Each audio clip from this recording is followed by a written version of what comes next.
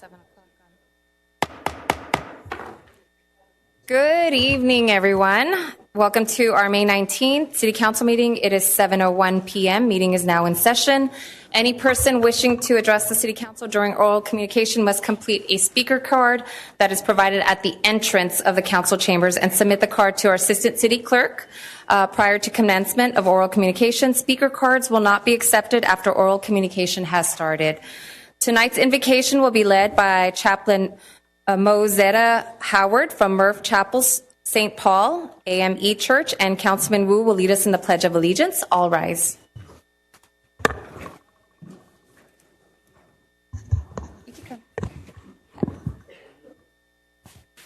Is the mic on? One moment. Okay. Do you want to do the Pledge of Allegiance first? Oh. No, we'll do invocation first.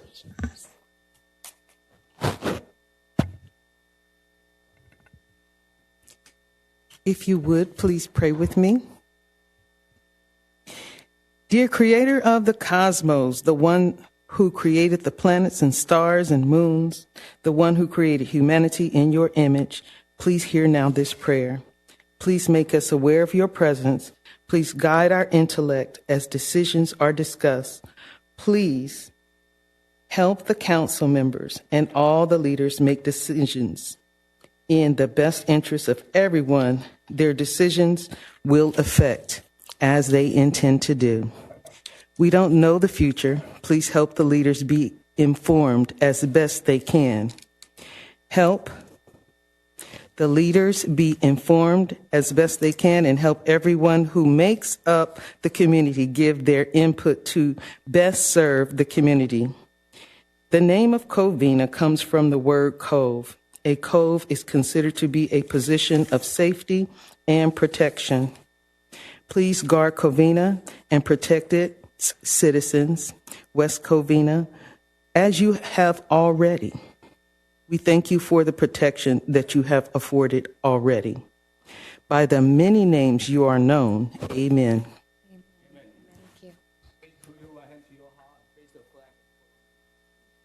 I pledge allegiance to the flag of the United States of America and to the republic for which it stands, one nation, under God, indivisible, with liberty and justice for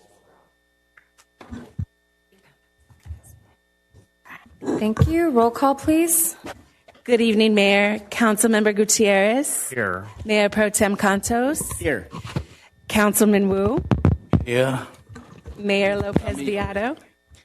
Present. And Councilwoman Diaz is absent this evening. Thank you. There was no closed session, so there's nothing to report out. So now on to presentations.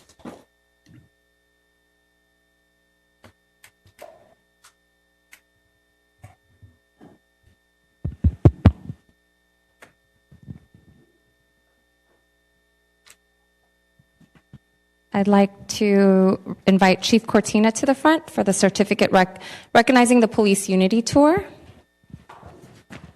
Tonight, we recognize the West Covina Police Unity Tour team for their dedication to honoring fallen officers and representing our city with pride. Each year, these riders take on a challenging journey to ensure the sacrifices of our fallen heroes are never forgotten. Their commitment, discipline, and devotion to this mission reflect the very best of our police department and our community. I'll have Chief Cortina say a few words, including more about this year's Police Unity Tour. Thank you, Madam Mayor.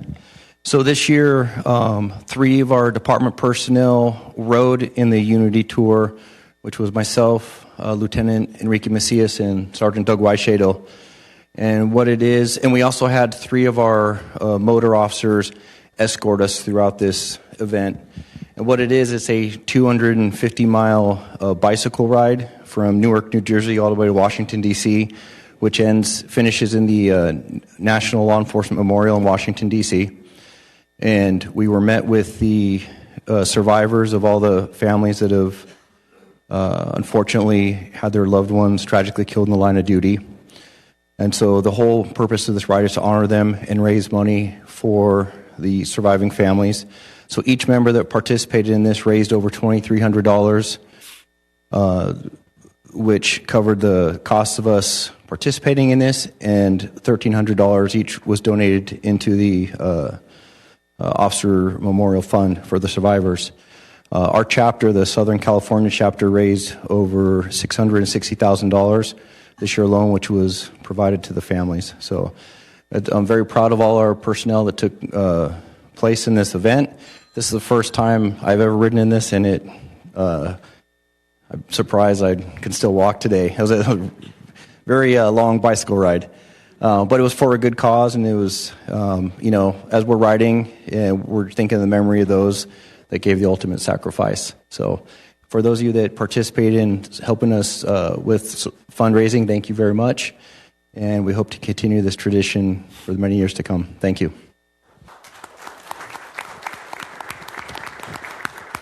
Thank you. And so we'd like to recognize the West Covina Police Department honoring the participants, Police Unity Tour, and thank you for honoring all the participants and honoring the fallen.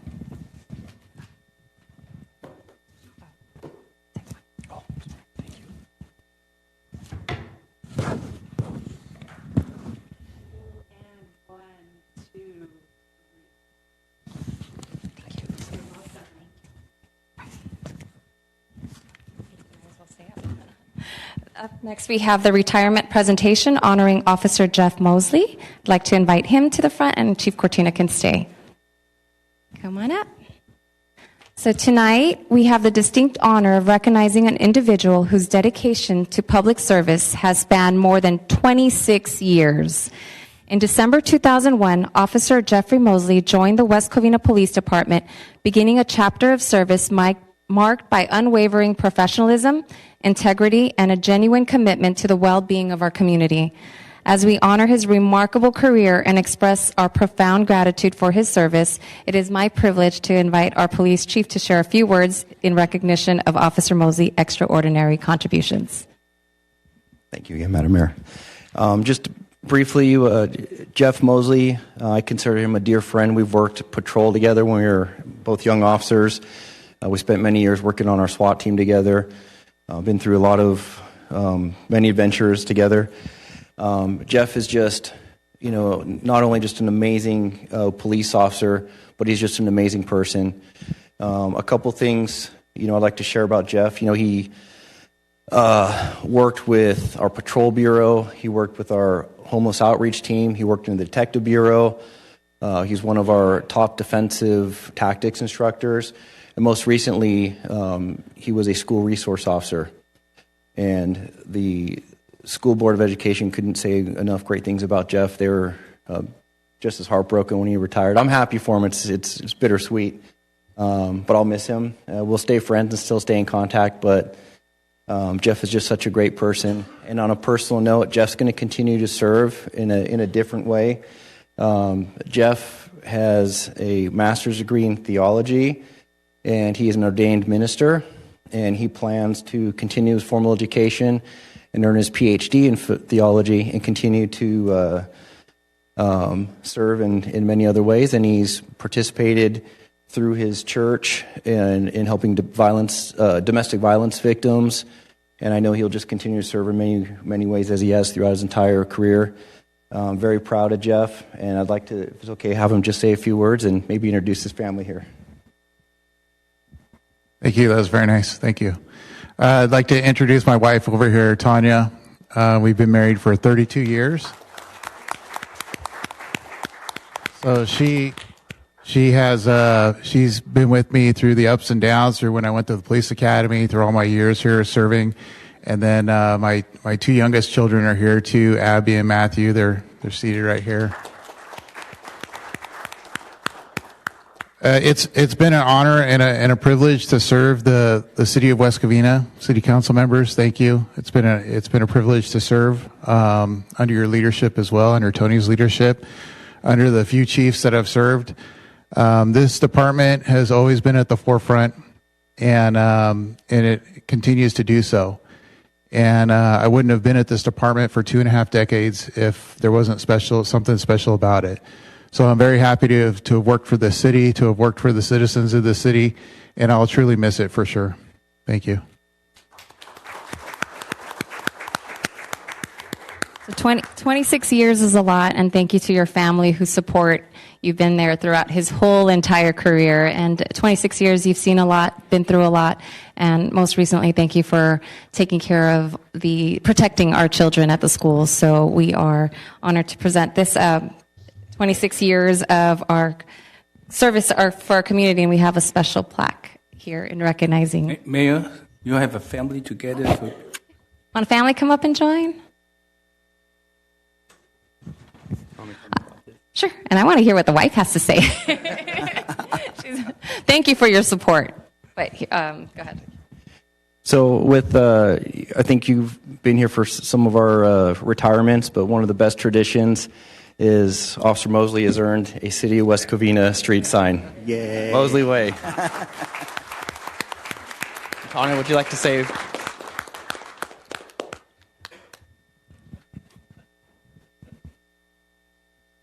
We're very proud of him.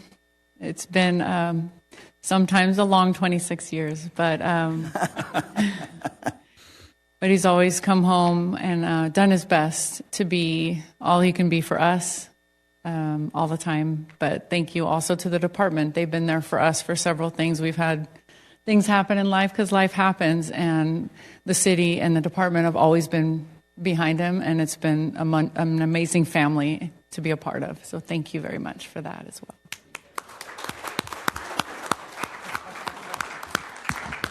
So we hopefully come back as a chaplain and lead our invocation coming soon. So thank you.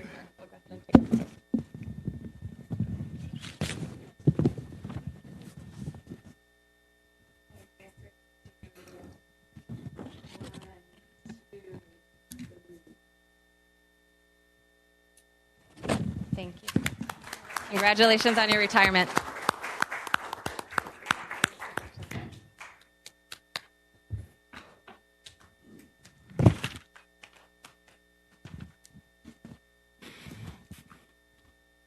Up next, we have a proclamation recognizing the Public Works Week. So I'd like to invite Public Works staff to the front.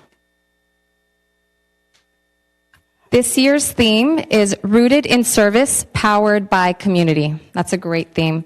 It acknowledges that the roots of service run deep in public works. It's what has propelled public works innovation that have helped our communities evolve into places where people can lead lives of purpose and possibility. Some work, like building roads and bridges, is highly visible, while other public work contributions, like maintaining water and sewer systems, are sometimes hidden from view.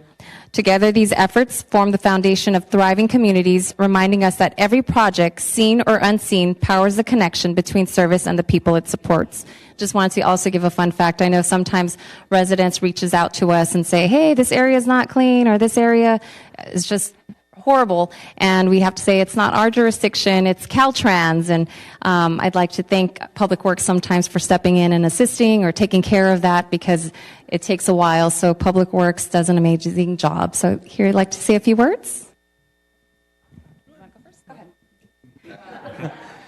ahead. Mayor, Council, thank you for this proclamation. I'd just like to say thank you to the community. It's our pleasure to work in this community. It's a great community. We're trying to do the best we can to be as many places as we can be, and obviously we want to keep your life moving smoothly every day. So thank you for the opportunity to do that. And if you need anything, most of you, and this, a lot of familiar faces, feel free to reach out. We want to make sure we're responsive and get back to you and provide a good quality service.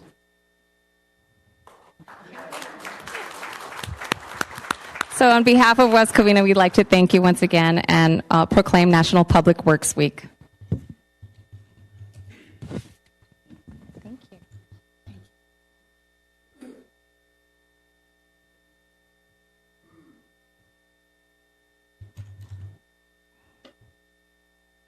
Thank you.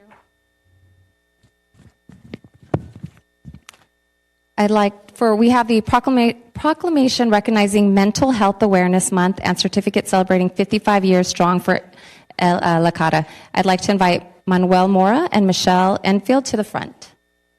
They're here. Oh, we'll have John.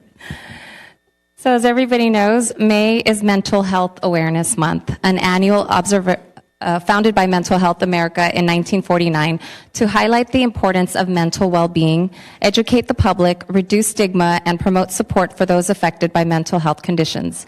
Each year, individuals and organizations come together to raise awareness and advocate for better mental health care and resources. So this year marks truly special milestone for Licata. They are celebrating 55 years of serving the community. Since they first opened our doors, the goal has remained the same, to provide a path to recovery and healthy living for those who need it the most.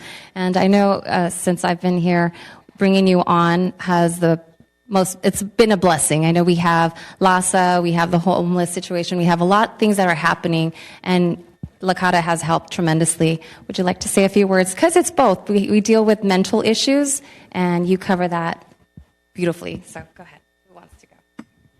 Well, hello, Council. Hello, Mayor. Thank you for having us. It's been a pleasure serving the city of West Covina. We are doing some great work in collaboration with the city and in collaboration with Chief Cortina as well, who has embraced us and collaborated with us every step of the way. Despite the challenges in homeless service funding in this past year, that has not impacted our impact in the city in regards of homeless service.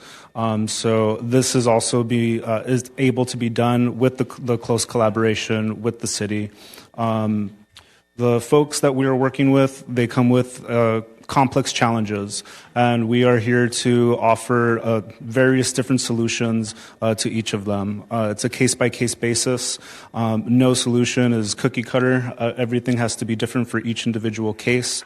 But thank you for allowing us to be the provider of the city and to continue to change lives every single day.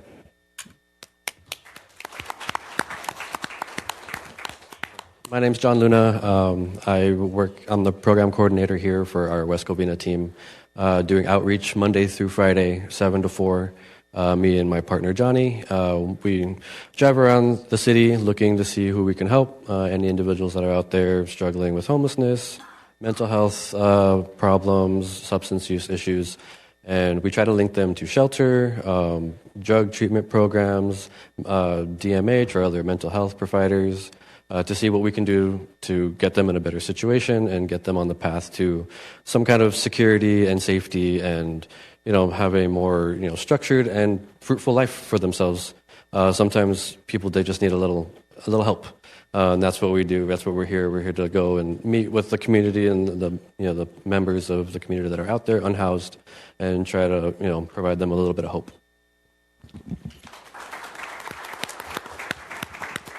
So thank you again for all that you do. Therefore, I'd like to proclaim Mental Health Awareness Month and also to recognize Licata for 55 years of community recovery and hope. So thank you so much for bringing that to our community.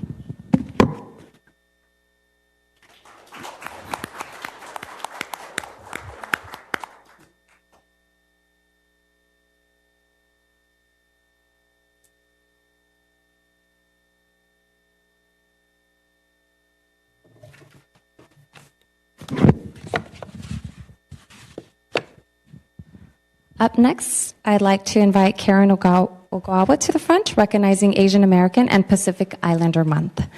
May is Asian American and Pacific Islander AAPI Heritage Month, a time to recognize and celebrate the rich history, vibrant cultures, and invaluable contributions of AAPI communities to our nation's past, present, and future. So they put it, perfect. They have that up there.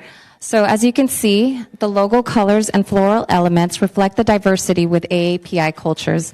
The lotus flower, revered in Hinduism and Buddhism, symbolizes purity, enlightenment, and resilience, and is commonly found in India, Sri Lanka, and Southeast Asia.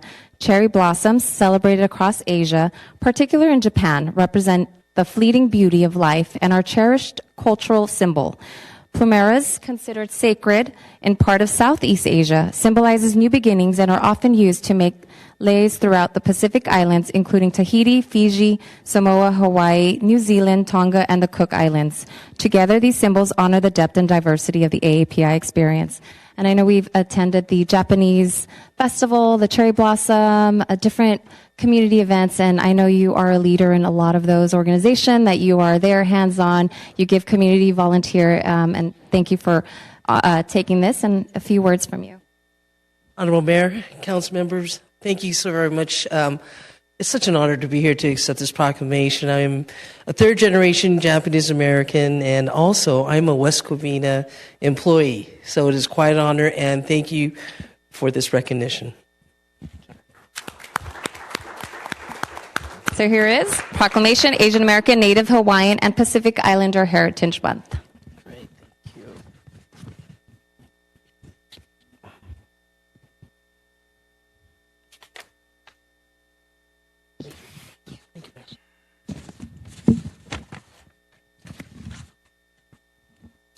And of course, we do our Taste of West Covina. So we'd like to invite Jennifer Valenzuela to the front. This is in recognizing Islands Restaurant. So at Islands West Covina, great food and good times are always on the menu. From juicy burgers and fresh salads to ice-cold drinks and legendary fries, there's something for everyone to enjoy. Grab your friends, bring the family, and treat yourself to a relaxing dining experience with tropical vibes and delicious flavors. Starting today and running until June 19, Islands Restaurant will offer 15% off their order. Simply mention Taste of West Covina on your visit. So Jennifer, what's your favorite menu? And I know that one, I've always had that pineapple burger. It's great. Hawaiian burger is absolutely my favorite. It's actually very nostalgic to me. I grew up going to Islands. My aunt was a bartender in Pasadena, so I've been going with her since I was 6 years old. So it's very nostalgic. It's crazy. Now I'm the general manager, so it's a long path. But absolutely, our cheddar fries are the best. Hawaiian burgers, amazing. Our cocktails, we have the best Mai Tai. I've had Mai Tais all over the place. Ours is absolutely the best. I'm not just saying that. But it's a lot of fun. We do a lot of sports events, do a lot of fundraisers. We give out Golden Pineapple Awards to the youth for Achievement Awards. So it's a great time. So please come join us. We're actually going to run the promotion until June 30th. So we're going to extend it a little bit longer for you guys. Yay. We close through the summer at 10 p.m. And we open daily at 11. So right after council meeting, feel free to stop by Islands and get your 15% off, bring your family and everything. And hopefully, if for the council, if we end early, we'll join in. So thank you. On behalf of City of West Covina, we'd like to celebrate and recognize Islands Restaurant for the Taste of West Covina. So come taste Islands. Thank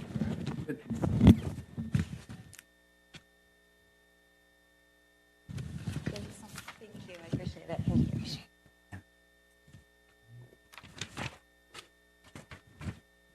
For our second Taste of West Covina, we'd like to recognize Preferred Services. Invite Steven Lopez to the front. Is he here today? I guess he couldn't make it. But I guess Are we going to hold it off? Okay. So we'll go ahead and announce it. So legal matters can feel overwhelming, but you don't have to face them alone.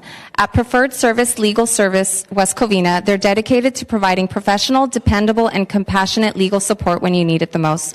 Whether you need assistance with documents, legal guidance, or support navigating important process, their team is there to help care and professionalism every step of the way. So starting today and running until June 19, Preferred Services will offer 10% off any legal services. Simply mention Taste of West Covina on your visit. And I know the owner, Steve, and feel free to join in and ask for help there. So thank you. And next, I'd like to invite Judith Pinato to the front. She will give the insurance legislative update. Thank you. Do I need this?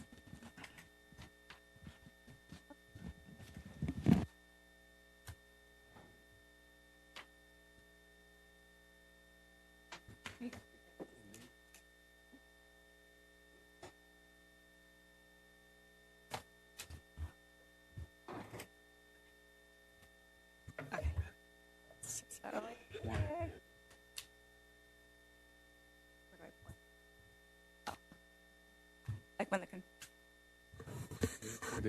Point that way. Yeah. Can you go back or? Maybe I shouldn't. Oh. It's not. Maybe I should. Point it towards rocks. Okay, I can advance it for you. Okay. I guess we can go back to the first. I'm sorry. Okay.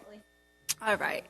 Okay, so good evening, Mayor and council members and everyone here. Thank you for the opportunity to be here today. My name is Judith Pina, and I am an outreach analyst for the California Department of Insurance. Please think of me as your liaison with the department. If you have any issues or have constituents with issues, you can always contact me directly.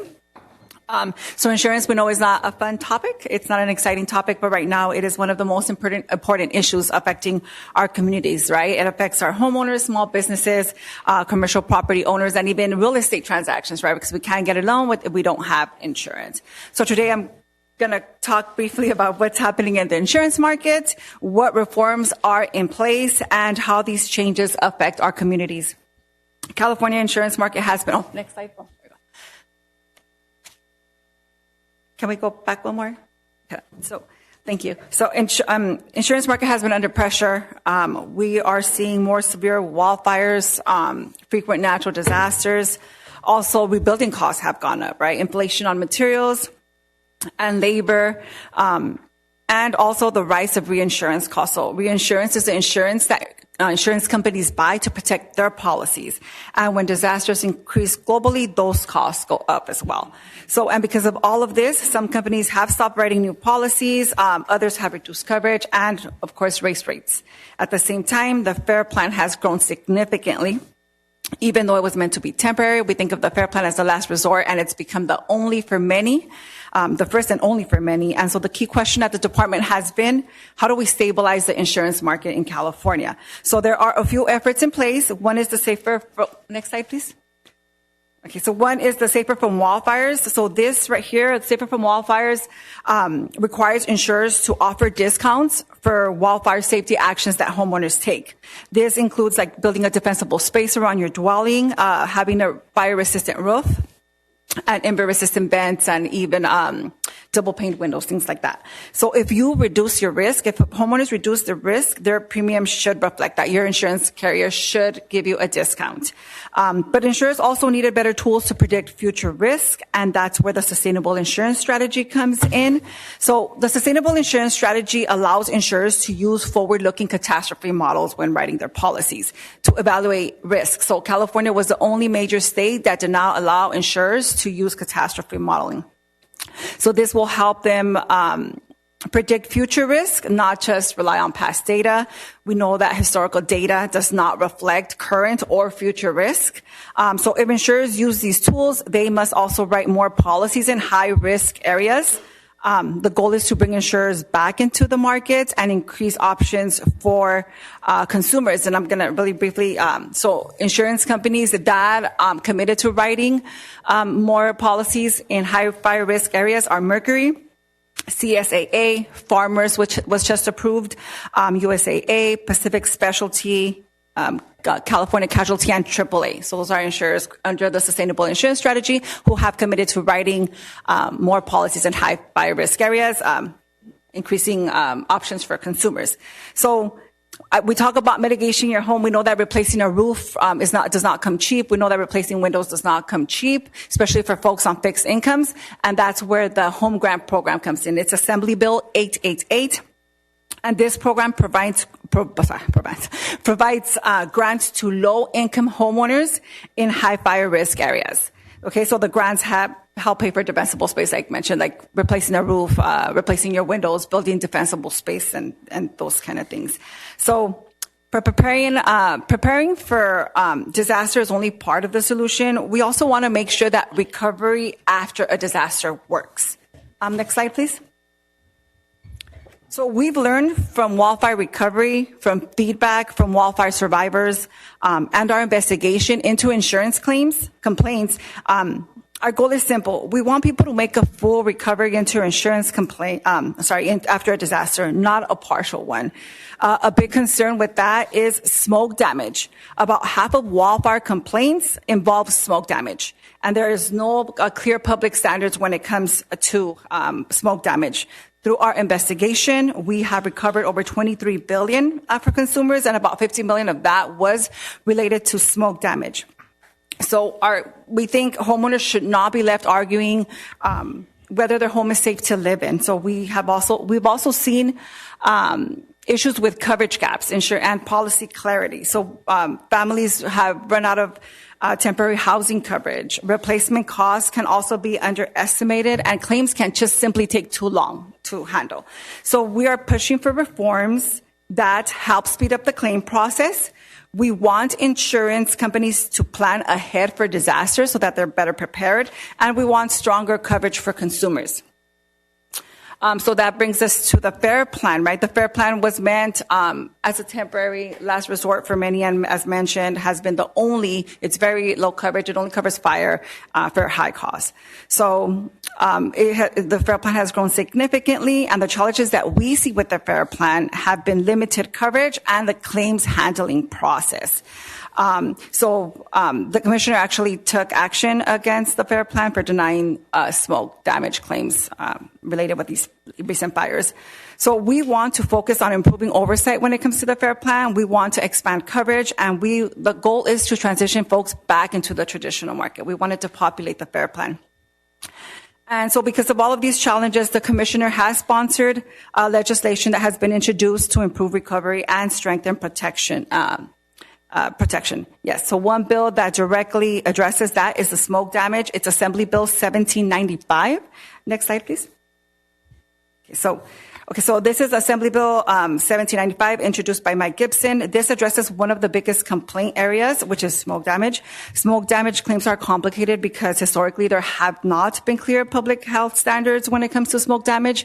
For instance, where an earthquake, there's an inspector that goes to your home, inspects your home, and deems if your home is livable or is safe to move back into. That doesn't exist when it comes to smoke damage. So next slide, please.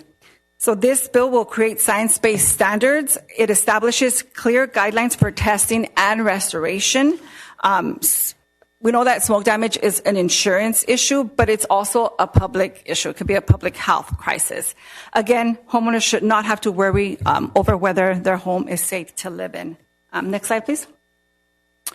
And next, we have a Senate Bill 876. This is a Disaster Recovery Reform Act. So SB 876 focuses on speeding up recovery for homeowners and renters. It strengthens consumer protections and addresses delays in claim payments.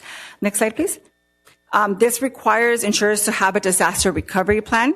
It also allows for penalties for unfair claim practices, and it requires a 5-day status update when an adjuster changes so that the consumer is not left in the dark. Also expands additional living expense coverage by 100% of what's on the consumer's policy limits. Also expands upfront payments with interest penalties if late. Again, this is designed to reduce the delays and increase accountability. Next slide, please. So also, insurance replacement cost estimates are updated on new and renewal policies. It establishes mandatory building code upgrade coverage, and it ensures homeowners can be billed to current standards, not outdated ones. This prevents underinsurance surprises after a disaster and helps families recover faster. So many people in these recent fires were underinsured and did not know that they were underinsured until after the fact. So we want to prevent that from happening again. Next slide, please. And here we have the Make It Fair Act. So because the growth of the FAIR Plan, there is a need for stronger oversight and modernization, meaning better protection for consumers.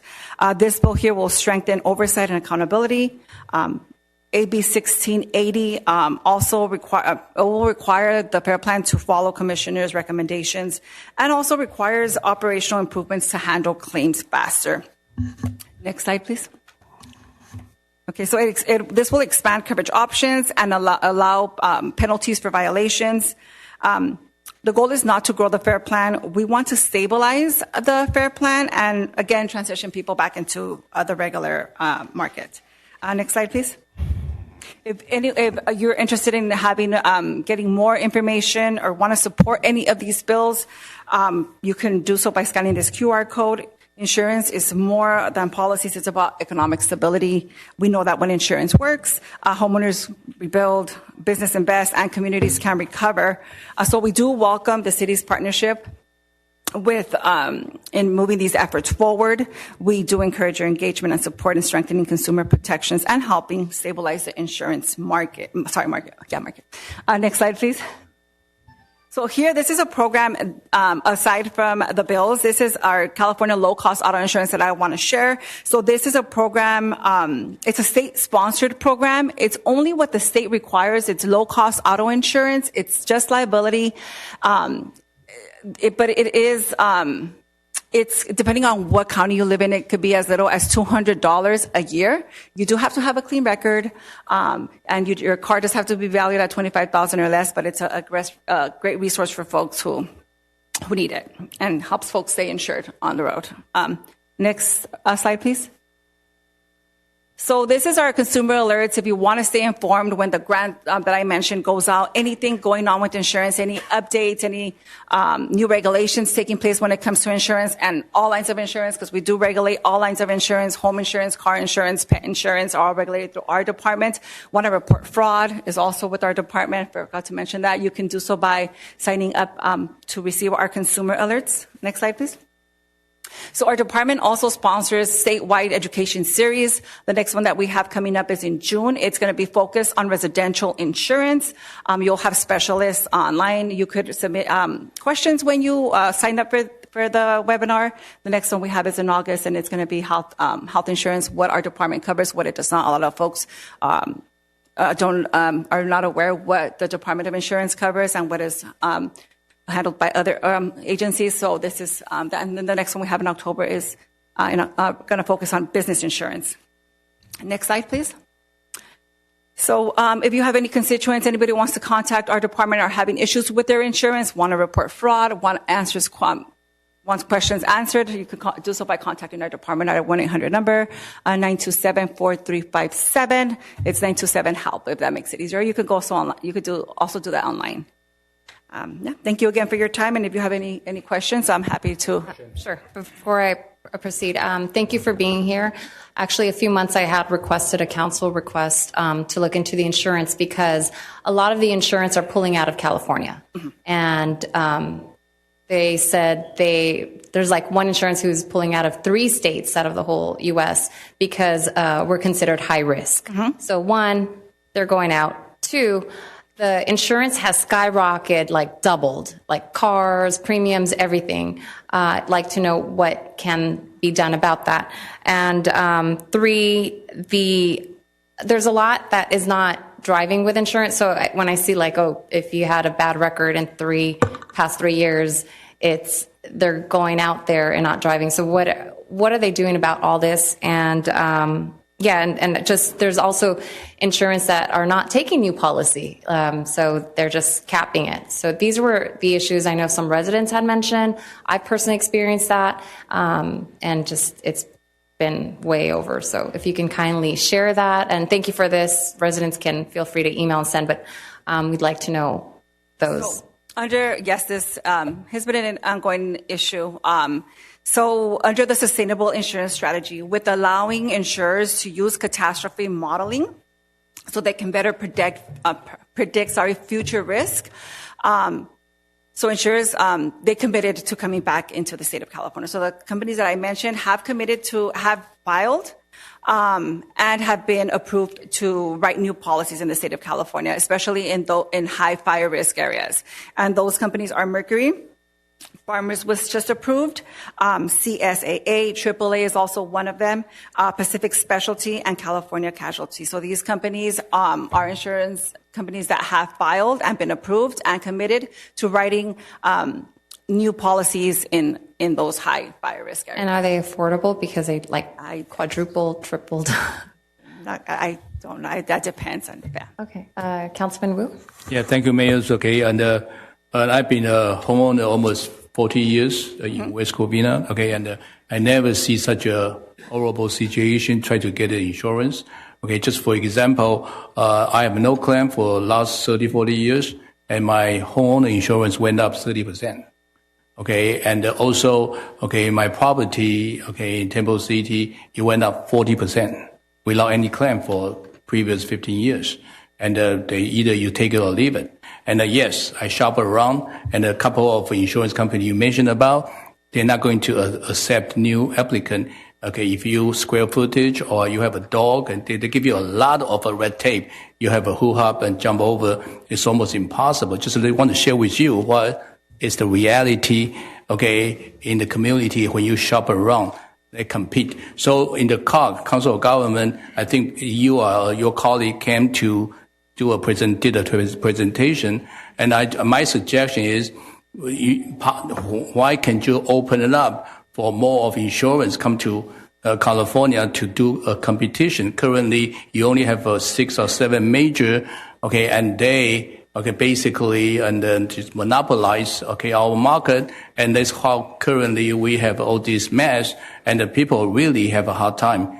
Okay, even they want to buy a house, they need to get insurance to get a mortgage, and then if they cannot get insurance, they cannot get a mortgage. So that's the insurance thing killing a lot of economy. So just want to share with you, you're a messenger. I know nothing you can do. I'm not trying to. So maybe you can bring back to your commissioner and then share with them what us, okay, as a resident, and they really have a hard time and to shop and to get the insurance, okay, with affordable, okay, because when you go out so high, a lot of people end up, they just forget it. They're not going to get insurance, but it's not high risk. So anyway, this is what I want to share with you, because with all your information sound very good, but the reality, for example, like State Farm, have a really hard time, okay, and they either play a hardball for you to get a claim. My neighbor, the house get burned down. He told me he has a hard time and try to, okay, get a claim from them. Just to share with you a lot of horror story currently. And I think, our commissioner had to put a foot down, okay, to make sure to protect the consumer in California. So that's what I want to share with you. Thank you.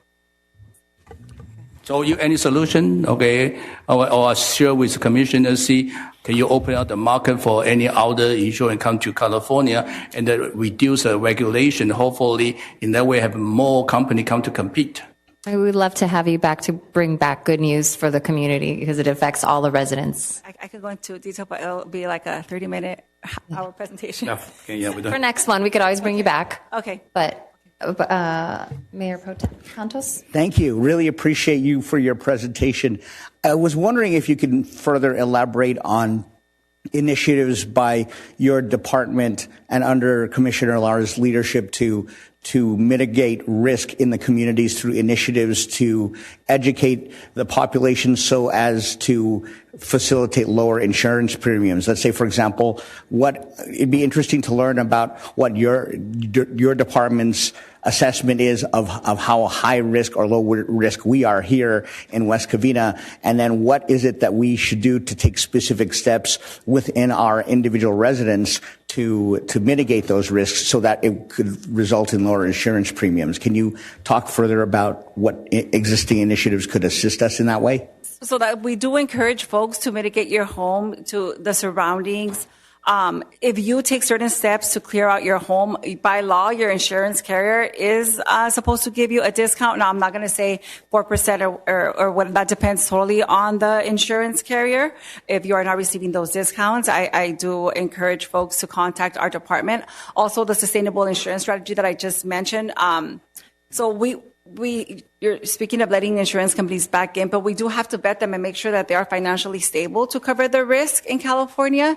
And so the companies that have been approved are the companies that I mentioned that have been have committed to writing 85% of those new policies in high fire risk areas. We do expect more to follow. We hope that with us opening, we're hoping that with availability comes affordability. Insurance companies are a business. We are one of the states where they make their most money, I believe the 4th largest. So that's where the sustainable insurance strategy comes in. And also the, the Assembly Bill 888, that grant program is, I don't have an exact date when that's going to open up, but that is specifically to help folks have that financial backup to harden their home. So I would strongly encourage folks to sign up for consumer alerts to get that notification when that application goes up. Yeah, does that answer? Councilman Gutierrez? Yes. Well, thank you for coming, and I know Insurance Commissioner Ricardo Laura has been an advocate and a fighter for Californians, not only for our city but throughout California. I come from the emergency management background, so I know how hard the Insurance Commissioner has been fighting for our communities. Can you elaborate, or can you maybe send our city more information about the low-income assistance programs for fire-prone areas? Because I think we have areas in our city that are designated high risk by FEMA, so I believe they qualify. So I believe it'll be a great program to have for our community. So thank you for coming. And then also, I know that regulations and mandates when it comes to insurance had not been updated in over 30 years in our state. We know that the cost of rebuilding a home, labor and materials is not, what it was, not even, I want to say maybe 10 years ago, right? Unfortunately, but yeah, that's my final note. Thank you so much. We appreciate it. And we do welcome you back with providing additional information to our community. Okay. And I'll make sure to email that information. Thank you. Thank you. All right. Up next, we have the city manager's report, which Mylin will be providing that. Go ahead. Thank you, Madam Mayor. The city is preparing a local hazard mitigation plan, which is a FEMA-required strategic document that identifies natural hazards and develops strategies to reduce risk to life and property. The plan acts as a guide for decision makers to lower disaster costs, improve safety, and ensure eligibility for federal grants. Public input is an important component of this plan preparation. Two upcoming opportunities for public participation will take place next week. More information, including a link to an online community survey, is available on the city webpage. The draft program year 2026 CDBG action plan is available for a 30-day public review that began on May 1st. Hard copies can be viewed at the county library, city clerk's office, and counter in the police department. The document can also be viewed electronically from the city's webpage. The draft will be presented for consideration in a public hearing on June 2nd. The City Council will conduct a public hearing at its regularly scheduled meeting on June 16th to review the Planning Commission's recommendation, receive public comment, and consider the proposed project prior to making a final determination. This can be the Del Norte housing project. On Saturday, May 9th, the West Covina Sportsplex hosted the U.S. AAA Adult Softball Tournament. The Sportsplex welcomed 42 men and women teams and over 800 spectators. One-day tournament, the Sportsplex collected $5,000 in admission fees and $6,500 in rental fees. Thank you to USSSA for partnering with the City of West Covina Sportsplex. On April 24th through 26th was West Covina Youth Basketball League's Spring Season Tournament number 2. Throughout the weekend, 16 teams played a total of 24 games and saw around 1,000 spectators. The winning teams are recognized at the Youth Basketball Banquet. The Cameron Community Center hosted the West Covina Youth Basketball Banquet on Friday, May 1st. Players and their families were served chicken fettuccine Alfredo before the award ceremony. Each player is recognized for their hard work and dedication with a certificate of achievement and a medal. 4 raffle prizes were given away. 325 people were served at the banquet. Shadow Oak Community Center has held its annual Mommy and Me Tea Party on Friday, May 8th, with over 50 attendees. Families enjoyed appetizers, photo opportunities, face painting, bouquet making, and dressed to impress as they celebrated the all-mother figures in our community. Movie night. The Cameron Community Center hosted its 4th movie night of the year on Friday, May 15th, with a free showing of The Karate Kid. Community members enjoyed games, fun crafts, and snacks before the movie began. The event welcomed 20 spectators. Camp Cameron Clinics basketball edition. We're looking to start some free, no registration required clinics at Cameron Park for all skill levels, ages 5 to 14, and tentatively scheduled for 5 to 8 p.m. on Monday, Wednesdays, and Fridays. We're currently working with the adult volunteer coaches to make this program a success. As summer approaches, we'd like to remind the community that open gym is available for basketball Monday through Friday 9 a.m. to 4 p.m. Youth ages 17 and under are free, and adult admission is $2. Open gym is also available for pickleball on Mondays, Wednesdays, and Fridays from 9 a.m. to 4 p.m. Seniors are free, and adult admission is $2. Come beat the heat this summer at the Cameron Community Center. On Saturday, May 16th, the Los Angeles County Clean LA team was hosted by the Public Works Department for its annual Household Hazardous Waste Roundup at the city's maintenance yard. The event not only served West Covina residents, but Los Angeles County residents alike.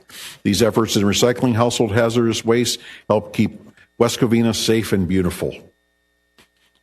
Fire Station 123 updates are on schedule. All walls and ceilings have been sealed. Floors will start next week, and cabinets are on their way. Public Works paint crew updated parking lot and red curbs on city-owned property on Glendora Avenue between 136 and 360 South Glendora. These revitalization efforts help us keep West Covina safe and beautiful. Staff also will be updating the planters along this area as well in the near future. On May 6th, Law Enforcement United Riders and support staff visited the West Covina Police Department for a memorial wreath-laying ceremony honoring our officers who made the ultimate sacrifice. We're grateful for their tribute and continued commitment to remembering our fallen heroes. The Police Unity Tour is on its annual an annual bicycle ride honoring officers who have fallen in the line of duty and supporting the National Law Enforcement Officers Memorial. This year, the team completed a 3-day journey from New Jersey to Washington, D.C. for a total of 245 miles. We're proud that 6 of our officers, 3 riders and 3 motors, took part in this meaningful event that ended at the National Law Enforcement Officers Memorial. Public safety update on street sweeping. On Monday, May 11th, the Public Safety Department began issuing street sweeping warning notices citywide. Is currently in a transitional implementation phase with multiple departments coordinating efforts to fully roll out updated street sweeping program. As part of this transition, the Public Safety Department is issuing warning notices prior to full enforcement, which is scheduled to begin Monday, July 6th. During the warning period, enforcement staff will follow behind the sweeper each week and issue warning notices to vehicles that are parked within the posted restrictions. The process is intended to help residents become familiar with the street sweeping schedule on their street. Once the street sweeper enforcement officer has passed, residents may move their vehicles and park back onto the street legally without penalty. The approved street sweeping routes were designed to enable sweepers to cover large areas systematically and effectively while minimizing operational costs. The schedule was developed to provide consistent and effective citywide street sweeping program. The sweeping schedule also follows residential trash collection days to maintain consistency throughout the city. To assist residents identifying alternative parking locations, the city has created an interactive map available on our city website under West Covina Resources Maps. City staff is actively reviewing concerns and evaluating areas with limited parking, higher density housing, and other unique neighborhood conditions. The city's project management team and engineering teams will continue assessing whether signage adjustments, relocations, removals, or additional signage may be appropriate to improve clarity and awareness. For general parking enforcement related questions, residents may contact Public Safety Department at 626-939-8426. And for any signage related questions, residents may contact the Engineering Division at 626-939-8733. All resident concerns brought to our attention, whether by email, phone, or however else in person, are being logged and will be submitted to our project management team for further review while the city continues its citywide review of signage and sweeping routes. Resident concerns are being carefully reviewed to ensure the program is both effective and responsive to community needs. Should you wish to follow up on the status of your review for your concern, you can contact the City Engineering's Division at 626-939-8733 or by email at permits@westcovina.org. Within the first week of the rollout of our program, the issuing of warning notices and addressing resident concerns, we've already identified 6 streets in the city that need to be reposted for alternating side due to the fact that it should have been classified as either high density or has a unique parking situation. So for the community, as we roll out this program, I encourage you to reach out to city staff and to provide your feedback, your requests, your concerns, and they are going to be, every one of them is logged, and you will get a response back from our project management team. Just in the first week of street sweeping our warning notices, city staff identified 47 abandoned vehicles on public streets. Most of these vehicles were not registered to West Covina residents. They have just been left on our streets from other areas. As we identified these vehicles, the vehicles were marked for with a 72-hour notice, which allows the city staff to remove vehicles from public street. And you can see from these photos, tow trucks that are picking up some of the abandoned vehicles on public street. Interesting note on the white car that's being hooked up on the tow truck, it actually had AQMD license plates on the vehicle, but they did not belong to that vehicle. For those here that want to address street sweeping concerns and you'd like staff to look into those concerns, our public safety manager is up top, Matt Ariza, and he's more than happy to take down your name, address, concern. It'll be logged into our system. We'll have our project management team go out to your street, investigate, and we'll get back to you. For the city clerk's office, city clerk's public records as of May 6, 2026, has received 459 requests and responded to 395. Recruitment's underway. There are currently 10 active recruitments underway for daycare teacher, 14 applications received, planning associate, assistant fire chief, public safety officer part-time, and community service officer with multiple applications for all of them. As an update to the community spay and neuter ordinance, we'll be back for a second reading and public hearing at the City Council meeting scheduled for June 2nd, which is our next council meeting. West Covina's first electric Boba Fest and night market is scheduled for Saturday, May 30th from 4 p.m. to 9 p.m. in the West Covina Civic Center parking lot. The event will feature boba vendors, a boba tasting contest, live DJs, entertainment, along with food and retail vendors. Fun attractions and family-friendly games are also part of this electrifying event. The West Covina Fire Association is holding its 5th annual softball tournament on Sunday, June 28th at the Sportsplex. Registration is $500 per team. The event will feature food, vendors, music, and games. Proceeds will benefit the West Covina Firefighters Relief Fund. Upcoming events, Pet Vaccine Clinic hosted by Vaccine Vets will be Saturday, May 23rd at Del Norte Park. Memorial Day, Monday, May 25th, here at the West Covina Civic Center. Electric Boba Fest again and night market Saturday, May 30th at West Covina parking lot and Civic Center, and street sweeping demonstration, which was requested by the community, will be Saturday, June 6th here at West Covina City Hall at 10 a.m. And we'll have the company out here with sweepers to provide a demonstration from the vacuum system to the water system and everything else. And that concludes my report for tonight. Thank you so much. So as you all are aware, citation with fees are not being given out. So I know sometimes they say, I got ticketed, I have to pay a fine. There is no fine. It's just a warning.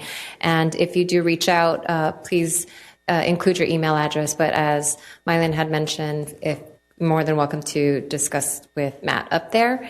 Other than that, that ends the city manager's report. We're going to go on to oral communication.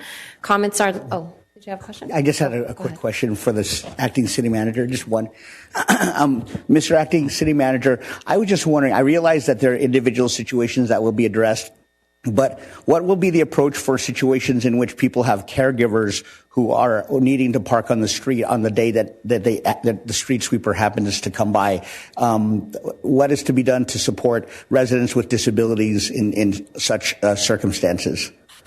I'll start with the second part of the question first. So under state law, street sweeping is not exempt. Vehicles displaying disabled person or disabled veteran plates are not exempt from street sweeping enforcement and posted restrictions. They are exempt from time restrictions such as metered parking, 2-hour parking, etc.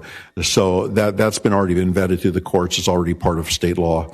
For the persons that have caregivers and those type items, we would expect that once we do the warning period for a period of what's going to end up being about 5 weeks, that residents will have a very good idea within a 15-minute to a half-hour time frame of when the sweeper is going to be coming by on a weekly basis. The expectation is that you let the sweeper and enforcement officer pass, then you can repark immediately. But as we do roll out this program, obviously there will be some unique circumstances we have to address. And like I indicated in my report, we've already identified 6 streets with unique situations that are going to be addressed by our engineering department. Thank you. Councilman Gutierrez? Yes. Also, I think today we got an email from one resident asking for a potential ADA accommodation because of street sweeping issue. Just for the record, and so people could know, if someone wanted to make a ADA, Americans with Disability Act accommodation under Title II, who would they contact, Acting City Manager? They would contact our ADA coordinator. They could also contact me, and we'll make sure it's assigned to the correct person and resolved. Again, this has been vetted through the courts, and it's already part of state law. I know I did provide at least one response today on that question, but we can elaborate a little further on individual case by case. Great. And then you stated that enforcement will start July 6th. Well, actually, before I go there, the email permits@westcovina.org, is that a dedicated email address for this issue, or? Correct. And we have our project management team, which consists of both CIP engineering, are working this one email address specifically for the street sweeping concerns, whether it be signage, curbs, painting, whatever it is. Great. And then, and then go to my last question will be, so you stated on Monday, July 6th, enforcement will begin. Now, the residents who are voicing concerns for their streets, what is the process? How will the city handle when they get that email? What would be the process? And when will the resident know before that July 6th date comes? Yeah, the expectation is when we receive the concern or complaint, that it'll be forwarded immediately to our project management team. They'll log the complaint with the contact information of the reporting party. And again, as the mayor mentioned, it's important that when we receive an email that you include your address. So far, the handful that we've received, a lot of them didn't have the person's address. So as providing we have the address, we will have staff physically go out and look at the street, look at the concern, and then they'll be provided a written reply back. The expectation would be we get it done in 5 to 8 days. I mean, it shouldn't take us that long.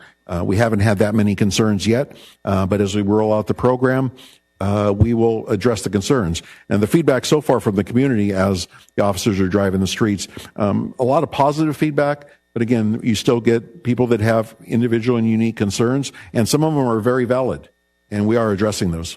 Great, thank you. Okay. Any other questions? Seeing none. Okay, on to oral communications. Again, comments are limited to 3 minutes per speaker unless modified by the presiding officer of the council. Requests to speak on agenda items will be heard prior to requests to speak on non-agenda items. I won't go over the details of decorum, but I just ask that each speaker is respectful, and the timer will start when your name is called. So, Assistant City Clerk, how many speakers do we have tonight? Good evening, Mayor. We have 21 speakers. Ooh. Normally, when we have that many, it's usually limited. I would have to ask the council, are you okay with 3 minutes, or did you? I know. Okay. All right. So we got this. Okay, go ahead and start the speaker. Who's the first speaker? Thank you, Mayor. Our first speaker is John Shoemaker, followed by Josh Murray, followed by, and I'm sorry for the pronunciation of this name, Doug Rowan for the Sportsplex. One of the things that I was going to originally start with was the fact that there was a little budget item in there for 26-27 that I found a little odd, that certain expenses went from like $200,000 to zero, and it just didn't make any sense. But after listening to the drivel from our acting city manager about how he emphasized state law, it says you can do that.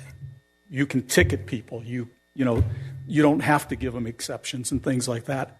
Why would you not just say, somebody who's disabled, we're going to give them an exception? That type of thing. There's nothing that says you have to enforce it. Nothing that says you have to enforce it. And, bragging about we found 47 cars. 47 cars. What has code enforcement been doing all this time? How do you find 47 cars basically the first week? They magically showed up one day? They weren't paying any attention to it beforehand? I mean, come on, folks. I know you're trying to sell it, but, I know of a street and I have pictures and I'll be happy to send them to any of you. One side of the street says no parking on Thursday. The other side of the street says no parking on the second and fourth Thursday of the month. And different times. How long have we been putting signs up? Talk about incompetency. It's ridiculous. And you could have avoided all this by listening to the public to begin with. I was going to go through things like, Council Member John Doe Nutt buying $400 worth of donuts, and $700 worth of cookies for an event, that 50 people showed up to. And we have Council Member Contos, who's had 3 events and has spent $125. He spent $770. I mean, it's absolutely insane. We gave him a printer. He bought a printer. Is he using it for this stuff or city business? That's what he sent to me over the last few months. So, $958 or whatever it was for paper and supplies. Absolutely unbelievable. And excuse me, because I'll need a little bit more time. Now let's talk about financial issues. This individual keeps claiming poverty, but he was in court records where you sign that under penalty of perjury that I cannot pay these fees. The fees where he's suing you, suing staff, suing me, suing whoever. Where did he get somewhere around $25,000 to $30,000 to finance a campaign? Where did he get the money to go to Germany? Where did he get the money to go to Spain? Where did he get the money to go to Hawaii? He can be granted. I received that email if you need additional time. But what ends up happening is, instead of answering the public, he'll say, well, Councilmember Wu does this. He'll say that Mayor Lopez does this. Or even Councilwoman Diaz does this. He won't answer the question, but he's the one who stands up there and says, you've got to tell us where you got the funding for your house, where you got the funding for your car, where you got the funding for your campaign. And he remains silent. He remains silent. If you're going to stand there and tell everybody what they need to do, you ought to try doing it yourself. So here's a simple question that you can answer. Where are you getting the money for cars, trips, and events while telling the courts under the penalty of perjury you were poor? Thank you. Thank you.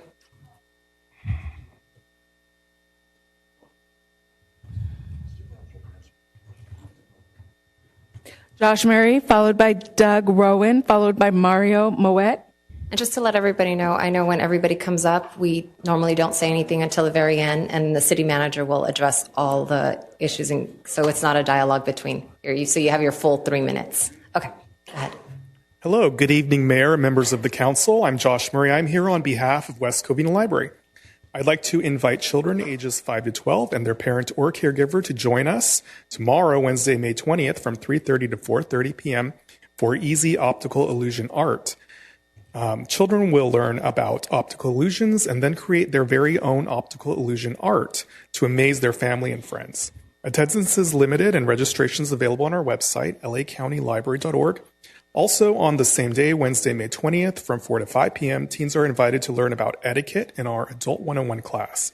Teens will brush up on their manners to thrive in social situations and avoid mistakes, including not getting caught using the wrong fork, with our instruction on dining etiquette. So I hope to see all of the teens in the community there and the children in the community over at our Easy Optical Illusion Art. Thank you for your time. Thank you. Next speaker. I believe the pronunciation is Doug Rowan regarding the sportsplex. Oh, I'm sorry. What is it? Did you say Danny? Danny. Simple spelling. Thank you, Mayor, for having me. My name is Danny Roman. I'm a retired police officer with LAPD, retired sergeant, and I live in District 4 for over 30 years. It's your district. And sports, it used to be called Field of Dreams, right? And it's assumed by the city now, right? I had some questions on why did we assume it. I think the lease was up from understand. Maybe you can explain that. And I noticed that the cost to play ball there is a lot more expensive than it was years ago before COVID. So I go there all the time. I used to go there and play there for many years, adult teams, so several teams actually. So that's my question. I want to know, why did the cost go up so high? And what were you doing? And I know it's financed by the city, right? The city's, it's under control. The city's under control's budget, right? I don't know. I'm asking. Well, I'll let you go ahead and speak and then at the very end, the city manager will answer everybody's at the end of the public comments. So it's a quick, because I know everybody wants to go to islands. I get it. So I want to know what the cost is for the city taxpayer to pay to support, because I know it's in deficit. I think it's in deficit. We're subsidizing some of the fees. So that's my question, to know, because I want to go back to play, and I want it to be there for years to come, right? So we'll get your shit together. Sorry to say that. Get it together. Thank you. Okay, thank you. Next speaker. Mario Moet, followed by Lamar Salas, followed by Frida. Hello, how you doing? Thank you for having me. I'm addressing the street sweeping issue. I know the city council went through and discussed all the matters. However, I was at I went to code enforcement this afternoon, and I was advised by code enforcement that these citations or these warnings will be issued for the next 6 weeks, and effective July 6th, you're going to be issuing citations. I was here, this is my third time here, Your Honor, and I made a suggestion of how to fix the problem. I live on West Covina Parkway, east of Azusa. West of Azusa has the same size. On west of Azusa, they have Wednesday. Same day, same time, same everything. Nowhere I live on High Destiny Street. There's a lot of cars on that street. You can drive down at any time, day or afternoon, night, you'll see a lot of cars. Nowhere to park. We all have one-car garages. And west side of Azusa has Thursday and Thursday. Same thing. They have the same problem we do on the east side. What I suggested way back in August when I was here the last time I was here was go to the west side, take off the Thursday signs off the north side of the street, take them over to the east side. On the north side, take down the Wednesday signs, replace them with the Thursday signs. Now on the east side, you have Wednesday, Thursday. Take those Wednesday signs that you took off from the north side of the street on the west side of Azusa, take them over to the west side, take them to a printer, take off the Wednesday, print Friday, take them back to the west side, and place them on the north side where those missing signs are. And now you got Thursday, Friday. Problem solved. I know you want to clean the streets. I get that. I'm all for that. However, whoever designed this program did it wrong. They did not take consideration for the parking structures and where are people supposed to park their cars. There's a lot of cars parked. I've been here doing this. I've emailed Councilman Diaz. Our emails go back to May 19th of last year. This is my third time here. I came in July of last year, and I came in August of last year. I displayed these same signs, how to fix it. But yet, here we are almost a year later, and it still hasn't been fixed. You're spending city monies putting out these signs for the next 6 weeks. I got this sign way back in August of last year. I'm getting them again. And we're going to get them again for the next 6 weeks. You're spending money, or the city's money, to print these signs and for somebody to go put them on cars. And then in 6 weeks, you're going to start paying these parking enforcement people to go out and start issuing tickets. Your courthouse is going to be packed with complaints. If people get tickets, I get a ticket because I have there's 3 vehicles at my house. My sister's and my 2 works. I have my work car parked in the driveway because it's already been hit once, parked out in the street. So now I park it in the driveway. I have my truck and my sister's car in the street. We have 1-car driveway, 1-car garage. where are we supposed to park our cars? Thank you. You know, this has been the third time I've been here, and I just don't understand why it hasn't been fixed yet. It's a simple fix. We'll address it. Sign switch, high-density streets should be addressed urgently. Lamar Salas, followed by Frida, followed by Larry Peterson.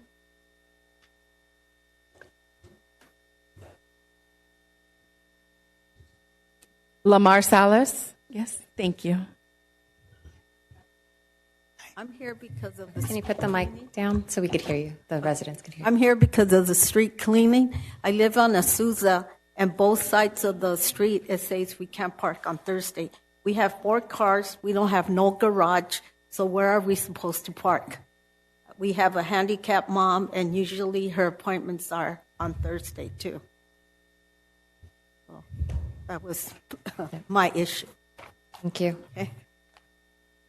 Speaker. Frida, followed by Larry Peterson, followed by Mario Sobavaro.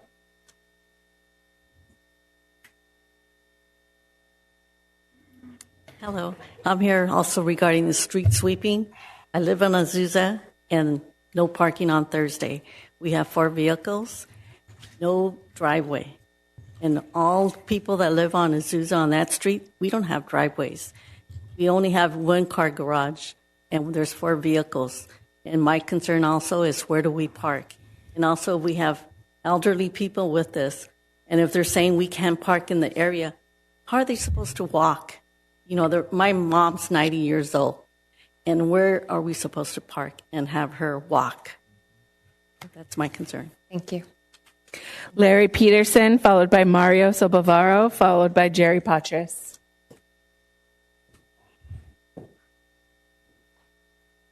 Seems like I'm beating a dead horse with the street sweeping, but after listening to everyone, it made me think of some things like you were mentioning the handicapped caregivers. What if you have a repair person, coming to your neighborhood, and like I have a long driveway on a regular basis, I can park mine in there. But right now my son's in town, and I took his motorhome over to get a new battery. Well, by the time I came back at 9:30, I had nowhere to park it, so I parked it, and they gave me the warning. But if somebody, a guest, is from out of town, and you can't there's nowhere to go. I mean, everybody for Monday trash day, at the Tuesday cleaning, the whole area. It'd be, if you could park on, like before, we used to have second and fourth, Tuesdays. So they could do one side on the odd weeks, the other side on the even weeks. So the way the cars would have, a chance to move them. Because, not everybody's retired. They can sit there and wait for the street sweeper to move it. Or, like I say, like a caregiver, if she's tending to somebody, timing is everything. So I think they just need to think about it. I understand the high density areas, but even on a regular basis, things happen. So thank you. Thank you. Mario Sobavaro, followed by Jerry Patras, followed by Elsie Messman. Just a quick fun question. Which citation is greater, parking in the middle of the street or being cited by the street sweeper? But we'll get to that. All right. Good evening, Mayor, council members, and staff. My name is Mario Luis Sobavaro with Miss Nikki's Event Production and the West Covina Night Market at Historic Hearst Ranch. I wanted to provide the council and community with a brief update on the West Covina Night Market and also highlight a new community fundraising initiative that we are extremely excited about. Since launching the market, we have now seen attendance exceeding approximately 1,500 people per event night, with participation growing to as many as 72 vendors. What is especially important to us is that roughly 80% of those vendors are from West Covina and adjoining San Gabriel Valley cities. These are local families, local entrepreneurs, local artists, local food vendors, local small business being given an opportunity to grow within their own community. Tonight, I especially want to give a huge public thank you and recognition to the Los Angeles County Department of Public Health Community Events Program. I want to especially thank Vicky, Inspector, Tina Ty, our event case manager, Debbie, and the entire LA County Department of Public Health team for truly holding our hands through the event organizer permit and temporary food facility process. As many of you know, navigating county permitting and compliance can be intimidating for small vendors, especially first-time food vendors. But because of the guidance and professionalism of LA County Public Health, we have now helped bring approximately 15 local food vendors into full LA County Department of Health compliance. Many of these vendors were extremely nervous about the process at first, but afterward they were incredibly grateful and proud. One example is Marcus from Mimi Stacks, a 20-year-old local entrepreneur. Through the night market process, we helped guide him through obtaining his first LA County temporary food facility permit, insurance, and local business licensing. Handling these young entrepreneurs their official permits after they earned compliance was honestly a very proud moment for all of us. This was always the broader vision of the West Covina Night Market, not simply to curate a fun event, to create an opportunity, activate community spaces, support local businesses, and ultimately give back to the community itself. Tonight, I am also handing out flyers to the City Council and City Manager regarding our upcoming June 5th fundraiser benefiting the West Covina Police Explorers Program. The fundraiser model includes event organizers donating a percentage of vendor fees, participating food vendors donating a percentage of sales, and a large 50-50 raffle. This same exact fundraising format was utilized this past Friday in Covina for Cal Grapplers Wrestling Club, where together with the community, we successfully raised $1,557 for local youth athletics in a single evening. We are hopeful the community will come out and strongly support our West Covina Police Explorers on June 5th. We also want to invite any youth organizations, nonprofit, booster clubs, school organizations, and prospective vendors to reach out to us directly at westcovinanightmarket@gmail.com. All right, on 3 minutes. Thank you.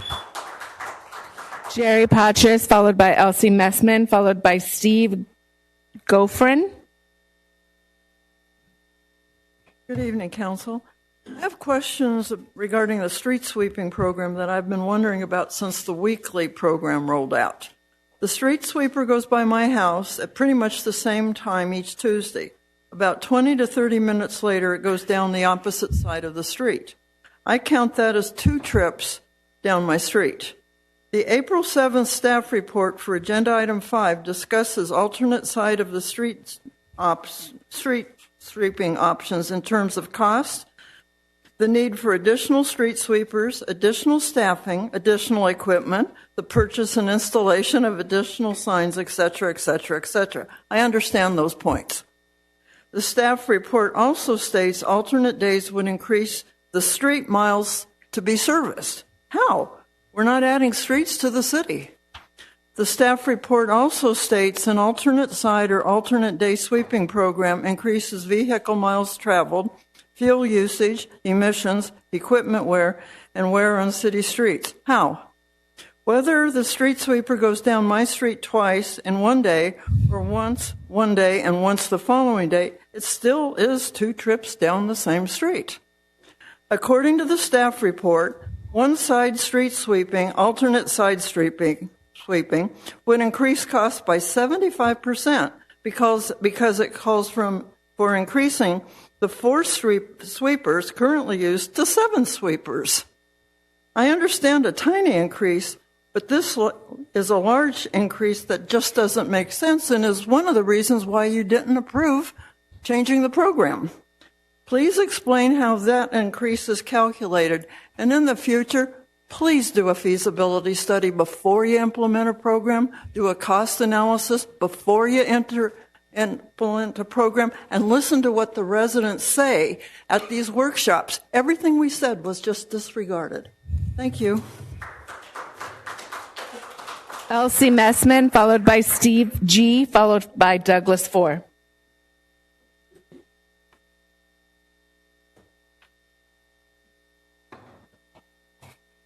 Good evening. My name is Elsie Messman. And first, I'd like to thank Ollie Campus for the only one to tell it like it is, even though he's not in my district. I would like to request the fire and the police unions to not interfere with the election in West Covina. Just look at what we have. Let the residents of West Covina vote for their choice, not the unions. What the union is doing, it's hurting our city. Number 2, why are we spending all this money in street sweeping when the people were satisfied and the city was in compliance with the law before this weekly disaster took place? Because one street needed help, the problem the whole city is not the problem. Street cleaning is not the problem of the streets, it's the potholes, the weeds, you name it. That's what the problem is. Did anyone in staff or council stop to estimate the cost of this disaster? The extra trucks, signs the wrong size, replacing new ones, code enforcement, salaries, extra cleaning for twice a month, from twice a month to every week. Who's going to pay for all this? Number 3, now in case you people didn't know, you need to get a permit for artificial turf for $650 plus. This not only saves water, but looks a lot better than brown grass and weeds. Another expense for the residents, and the rocks only and plants only, do they need a permit? We will have to pay air if this keeps up.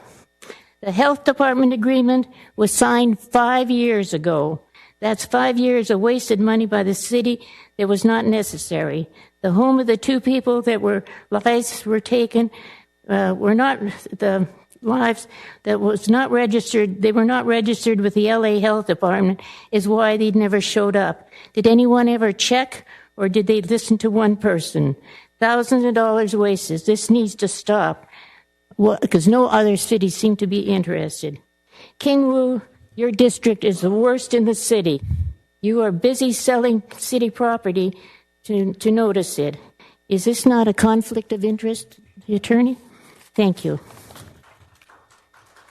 Steve Goffrin, followed by Doug Four, followed by Andrew Delgado.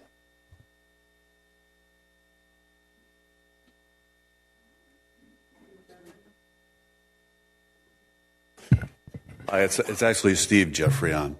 Welcome, Mayor. I had written you an email yesterday. I was going to read that, but it doesn't sound like I really need to, because I don't even think you'll even pay attention to it, given what I've heard tonight regarding street sweeping. It seems like that you chose to save money rather than to deal with the people and the residents that live in this city, and that's sad. And to displace everybody just to save some money is again, it's sad. It sounds like that you were informed about the options and you chose to ignore it. Looking at your map, it appears that you basically have said that in this whole area, you're going to clean all the streets at the same time, and all the streets. I was parked in an area on Sandy Hook adjacent to my street, which the entire street is marked to be done in one day. And there wasn't even a sign posted. There's a portion of the street that's not posted. And I still got a warning ticket. And I just happened to be there when the enforcement agency or agent officer was there. And he said, "Oh, don't worry, they'll be putting a sign up." So it's like, okay, really, there is no place for people to park. And that's a big problem. So I hope you reconsider it. And it's, I mean, the few people that are here right now are voicing their concerns, but there's a lot of people out there that don't have the opportunity to come out here or even willing to come out here and tell you it. And it's going to be a problem. Doug Four, followed by Andrew Delgado, followed by Carlos Rosales. Hi, guys. It sounds like Trans Tech has spent a lot of money to do that parking. I think we've paid them, $1 million for the first street sweeping, map, and then their signs. Anyways, my name is Doug Four. I live in District 5. I have businesses in District 3. I'd like to start off by thanking West Covina Police Department, especially Chief Cortina and Lieutenant Armis, for the continued help with the homeless encampments that are happening in downtown West Covina. When my employees showed up to work this morning, we had 2 homeless people in front of my restaurant, and they came out swiftly. I believe they arrested one of them. It is just getting really bad down there. But with them, they're always on it. I can't be more thankful for their help to try and fix the problem. So thank you so much, West Covina Police Department. Everybody there has been doing a great job in helping us down there. Secondly, during the budget meeting, we were told that there was zero budget for the West Covina Health Department. To my understanding, there is now a line item for the health department. Let's bring back other departments to this city that we have subcontracted out before making a new department. This city does not have any money to continue to waste on this matter. Have you read recently the Pasadena Health Department is laying people off, and it's costing their city millions and millions of dollars every year to run their health department? Let's work on other projects to make this city great again. Thank you very much. Andrew Delgado, followed by Carlos Rosales, followed by Ileana Saldina.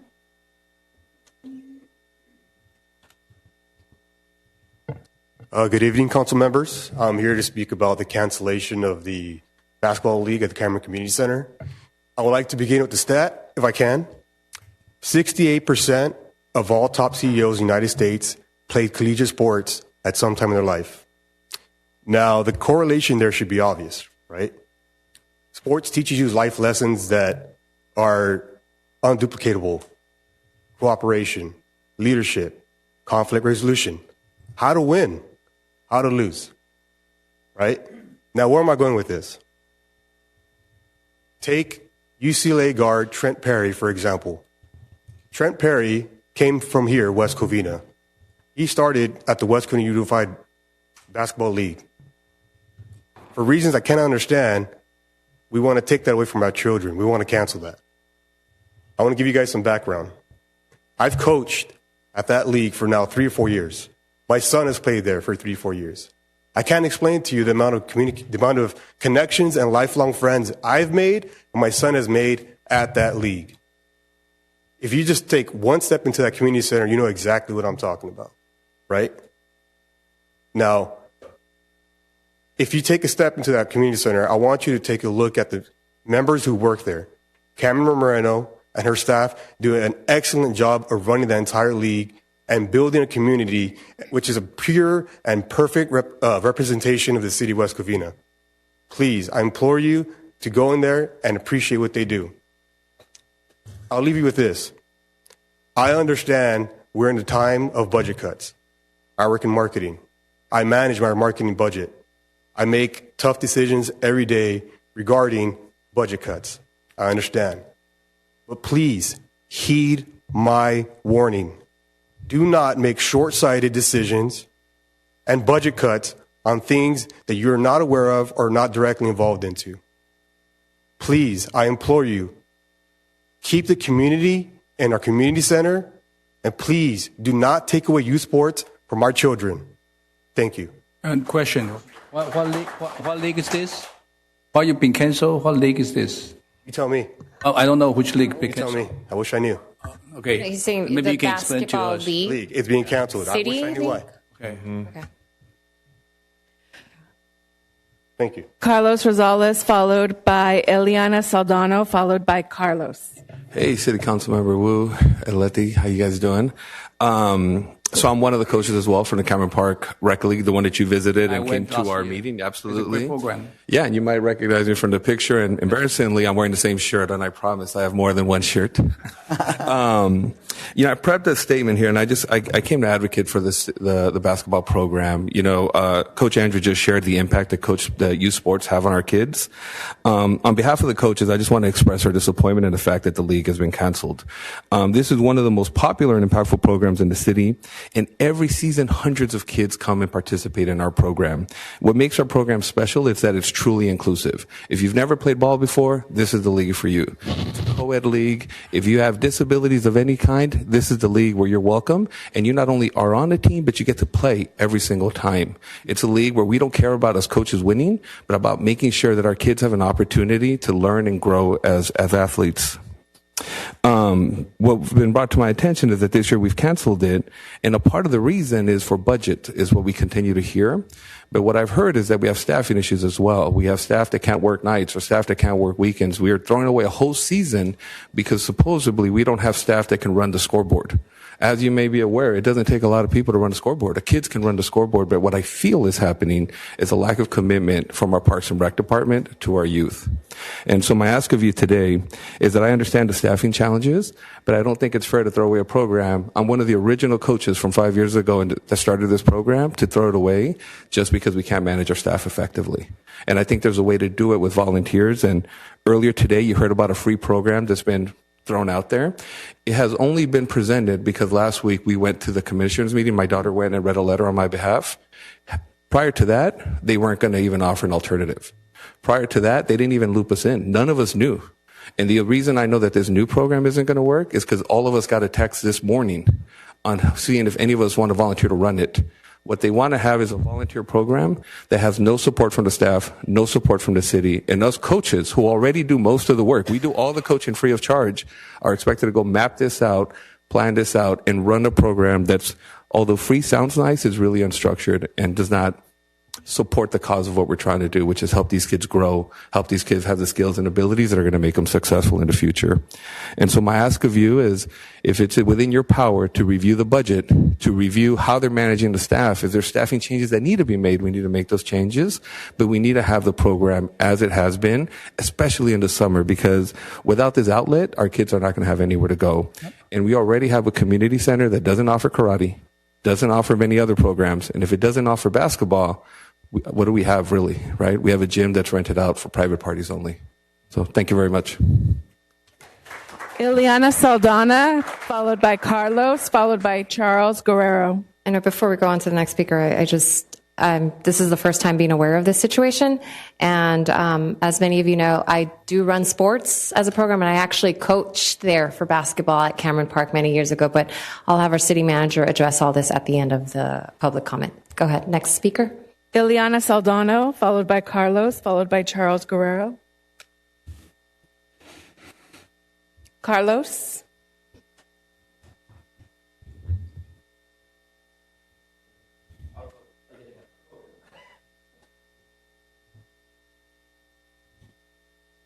Good evening, Mayor and Council. I'm here to express my concerns regarding the street sweeping. It's not about whether streets should be clean. I think everybody wants a clean community. That's kind of expected with our taxes that we pay. The issue is whether the city is prioritizing resources responsibly while larger community concerns remain unresolved. Last year, the City Council approved vehicles for this program before fully resolving staffing and operational challenges. Since then, we've seen difficulty recruiting and retaining employees. Now the city is discussing staffing levels as high as 7 to 9 employees,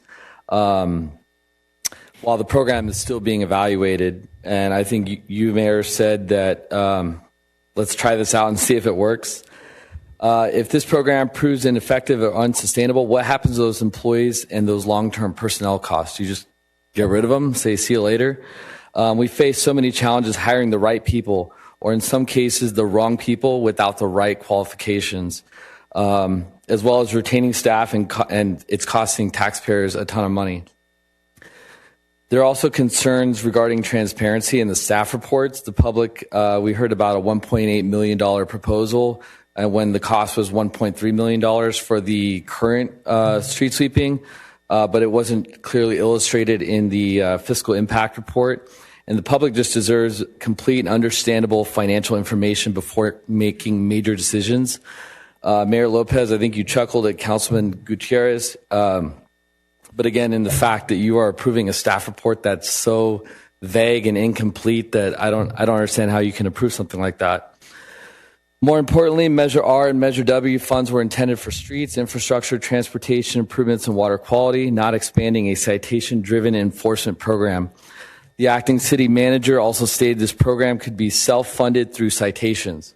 That's a huge red flag and should be a concern to every single resident. Code enforcement should exist for compliance and community improvement, not to create revenue streams that sustain government operations. At the same time, West Covina is facing larger issues: homelessness, blighted properties, unsafe housing, aging infrastructure, and public safety concerns. You want us to park a half a mile down the street, yet there's rising crime for auto theft break-ins. You have our firefighters in an unsafe building, and they're responsible for community safety. So So are we protecting the people meant to protect us? And those are just the priorities that we expect our leaders to focus on. And by the way, emergency repairs just don't happen overnight. It's years of neglect of public infrastructure, similar to the pattern we keep repeating right now. The other concern is just having an expert analysis. I think somebody had already pointed out, giving us a comparison of what other cities are doing. We're not trying to build the plane as we fly or reinvent the wheel. If other cities have a successful program, we should be looking at that. And people that are subject matter experts, or some might say it's like hiring an engineering firm to develop a health department. We want the right people doing this evaluation. Final note is California, you guys all voted at state mandate for ADUs. That expands parking, limits areas to park, and I just asked that, my kids are going a half a mile away round trip. Thank you. So thank you. Yeah, you don't let Speaker, me continue, please. but the other person was able to He had continue. a special email from HR. No, I know he did. The other guy went over 5 seconds, and you cut me off right away because I'm talking directly to your incompetence. Please, thank you. Charles Guerrero, followed by JD, followed by Steve Bennett. Charles Guerrero. Hi, my name is Charles Guerrero. I'm a resident here in West Covina. I'm also a business owner here. I have a construction company. This morning, we're all for street cleaning, me and my family. And we wanted to confront code enforcement today, and we parked 7 cars on my lawn this morning because our street, the street sweeping is both sides. And we weren't really sure on when they were going to start to enforce it until recently, I heard in July. Well, I also been over a dozen other streets here in West Covina where I've worked because I do construction, and it's the same situation there. Both sides of the streets are the same day for cleaning. And my crew comes in and they're like, "Hey boss, where do we park?" And I'm telling them, well, don't worry about it. We're not going to worry about it until July. So when that time comes, then what do I do? I want to work here in West Covina, but I don't want to be paying fines for my service trucks and my crew, and even at my own home to live there. So, I hope there's a solution at hand and quick. That's what I came here to say. Thank you. JD, followed by Steve Bennett, followed by Jeff A. Steve Bennett, followed by Jeff A.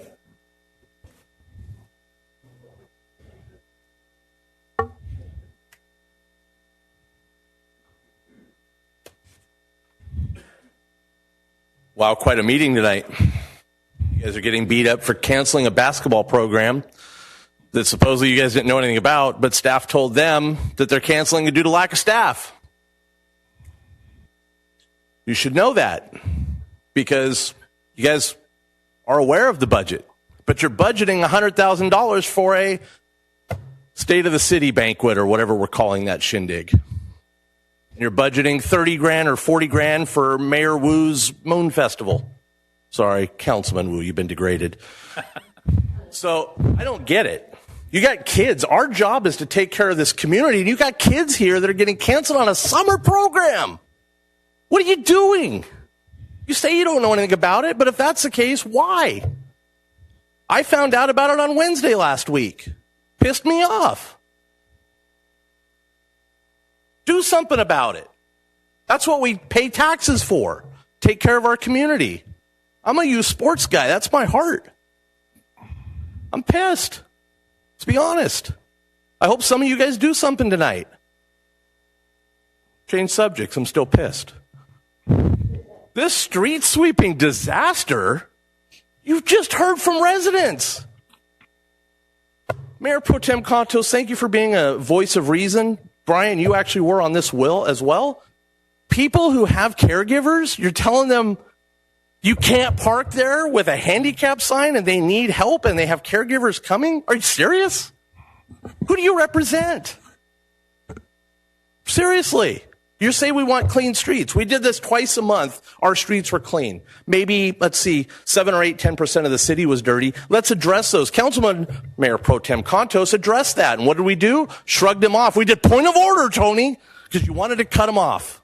That's what you did. We got a motion in a second. He had some great points on April 7th, and you still cut him off with point of order. Let him speak. Same with Brian. Let him speak. You guys, Tony, God, you speak forever. Let them speak. Jesus Christ.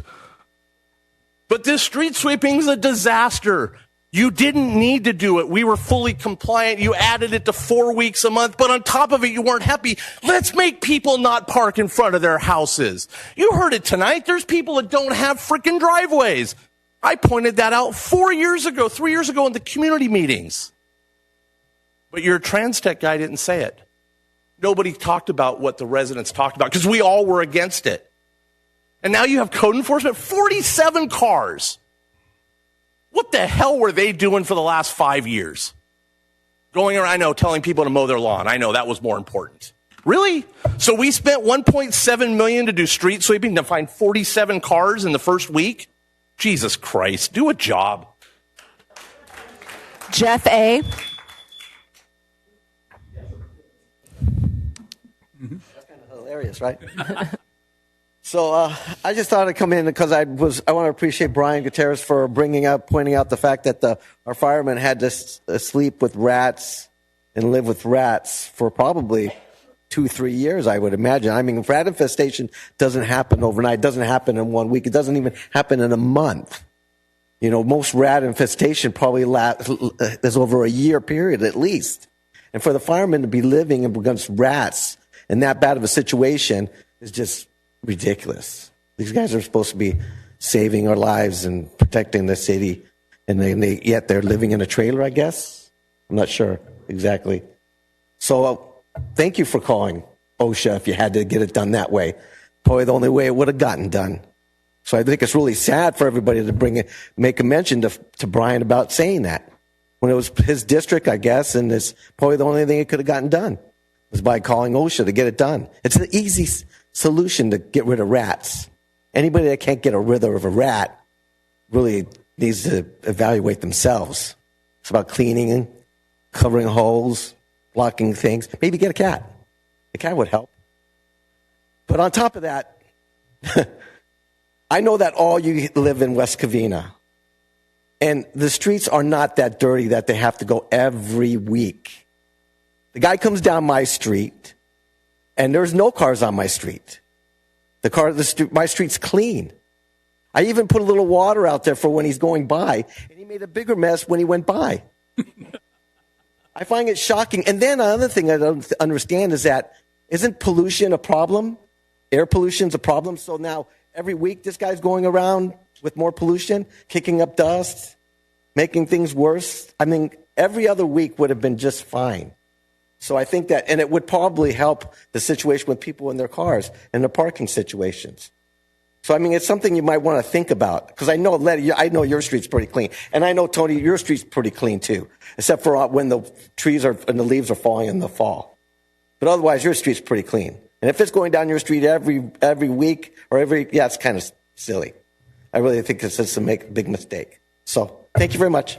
Thank you. Next speaker. Mayor, I have a speaker card with no name if there was an individual who didn't get called. For street cleaning? No. I have a speaker card that was turned in with no name.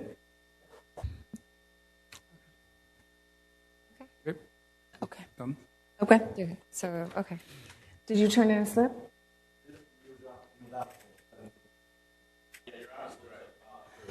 You want to let him speak? Go ahead. Come ahead, please. You can come to me next time. It's okay. Go ahead and can you state your name for the record?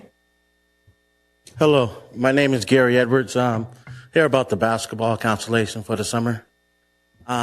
Just wanted to say, like with Andrew and Carlos, I met them probably about a year ago. I got involved in basketball at the community center, and what a great community center there was. When you came to the banquet, that was my first season there. I started off coaching one team. The next season, I did 2 teams. The next season after that, I loved it so much, I did 4 teams. I coach travel basketball also. Trent Perry, the one he mentioned that's at UCLA playing right now, is one of my players that grew up playing basketball with my program. outside of basketball. What I wanted to say is that the staff, the coaches, who are now my friends, are very great. The staff is excellent. They do a great job. But even more so than that, basketball is a tremendous activity for the youth in the community. As these coaches are provided as mentors, the actual basketball gives them activities, programs to be involved in, keeps them off the streets. Not only that, it helps them focus in school. I've been coaching basketball for about 30 years in this area and produced a lot of kids. But the grades that I've seen from my kids, from the focus that basketball teaches them, I mean, I've seen kids go from a 2-point or even below 2-point average up to 3.5 or even 4.0 average. So basketball helps kids focus. So if we take that away from the kids in the community now, what type of future are we teaching our kids? And I have a lot of friends that have law firms, corporate, and what they look for when they actually hire on their resume, any type of collegiate sports activity, whether it be basketball, baseball, football, they look for that because it helps them teach to drive and work hard for something, first and foremost. It teaches them team concepts, and it helps them develop and grow within the actual working field. Not to mention, basketball helps a lot of youth get scholarships through education, which some might not be able to afford, and it helps provide mentorships. We have a lot of single moms whose kids play sports, and these coaches help keep them disciplined. You really don't understand how many conversations we have with kids about outside of sports. Not even just basketball, but just being there, letting them know, you got to listen to your mom, you got to listen to your elders, you got to listen to your teachers, you got to do your homework. If you don't do, like my kids, if they're messing up in school, bring them to practice. You have to do your homework at practice, and don't practice. Thank you. No further speaker slips, Mayor. Okay. So, Acting City Manager, will you please respond to all the public comments, concerns for today? Thank you, Madam Mayor. 21 speakers, so I'll do the best I can to capture a response to everybody here. Let's start off with probably the most important I've heard tonight. Mr. Delgado, Mr. Rosales, Mr. Edwards, Mr. Bennett, talking about the youth basketball program. My understanding is that this was brought up at the commission meeting last week, and that it was framed as there was going to be a pause in the program, which could also be construed as a cancellation. I understand that part. Just a little background. I've been a youth administrator for baseball for 35 years, 48 years total in the program. So I can relate to your concerns, your comments, and I couldn't agree with you more. Yesterday, obviously, I got this information on Thursday, later in the day. I met with staff yesterday morning, and seemingly what something was a small bump turned into an accelerated. We're in the fast lane doing 100 miles an hour. So we are going to address the issue. It's on my plate, and my assistant city manager, Roxanne Lerma, is going to be taking the lead, and we will get this resolved. Again, my focus, my whole career has been on youth sports. And again, for the coaches that are here that spoke, you're right. When kids are in school and playing sports, it greatly helps. And when you're applying for jobs and moving on in life, the discipline and teamwork you learn during youth sports is one of those valuable experiences you can have. And I know from reviewing applications for decades that people that are involved in youth sports volunteer their time, have played sports collegiately in high school. That carries a lot of weight. It shows that you're a team player and you'd be a valuable asset to an organization. So for those watching on TV, those that are here tonight that spoke, we will get this addressed. We will get it resolved. And again, I encourage the managers and coaches that were here tonight, I provided you with my business card, to stay in touch. We'll get this resolved, and we'll be in contact probably tomorrow morning to accelerate getting this resolved. On the street sweeping, I tried to cover most of it in my city manager report, knowing that there would be quite a few speakers tonight. So I will start out with from Mr. Shoemaker to Mr. Bennett to everybody else that spoke. Everybody has valid points, and I recognize that. The current administration took over this program after it was implemented, rolled out. We're doing the best we can to fix issues as they come up. On the question of the INOPS, I know Steve and Mr. Shoemaker brought up INOPS. When we say we found INOPS in abandoned vehicles on public streets, we have found some that were, seemingly very clean looking that may have been reported stolen. We've had others where the license plate doesn't match the vehicle. And on some of our higher density streets, when you're driving down our street and there's 30 cars parked in a row, you may not spot the one in the middle that's actually got no engine because someone's either hosed it off or it doesn't have the telltale signs of being abandoned on a street. But as vehicles start to move on streets and you start to issue warning notices, you can clearly identify, now that the other vehicles have moved, I can see that there's cobwebs or there's debris under this vehicle that you maybe wouldn't have seen before. I can tell you that proactively we do about 500 vehicles a year on public street. It just so happens we did, 47 in the last week because they're more readily identifiable. So it's not a fault of staff in any way. It just became more of an issue as they were able to be identified. On the signs, unique situations, I know Ms. Salas, Lamar Salas, and Frida, I know you talked about Azusa Avenue.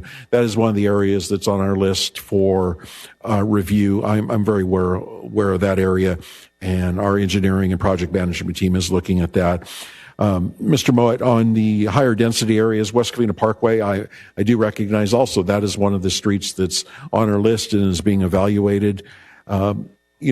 If we're going to change signs in the city, we actually don't have to remove them and do too much with them. We do have the magnetic stickers, so we're able to adjust either the time or the days on a variety of signs. So we'll be going through that. Again, I encourage all the residents to provide their input through either a phone call, an email to me, email to our engineering department at permits at westcovina.org.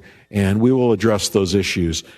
No program is going to be perfect, but the purpose of doing the warning notices is to educate people more that the program is coming. Again, the intent is not to issue citations. And I know, Carlos, you mentioned about generating revenue from the program. My comment on at a previous meeting about revenue would be a self-sustaining program. The intent isn't to generate revenue for the general fund. In fact, the program will generate no money for the general fund.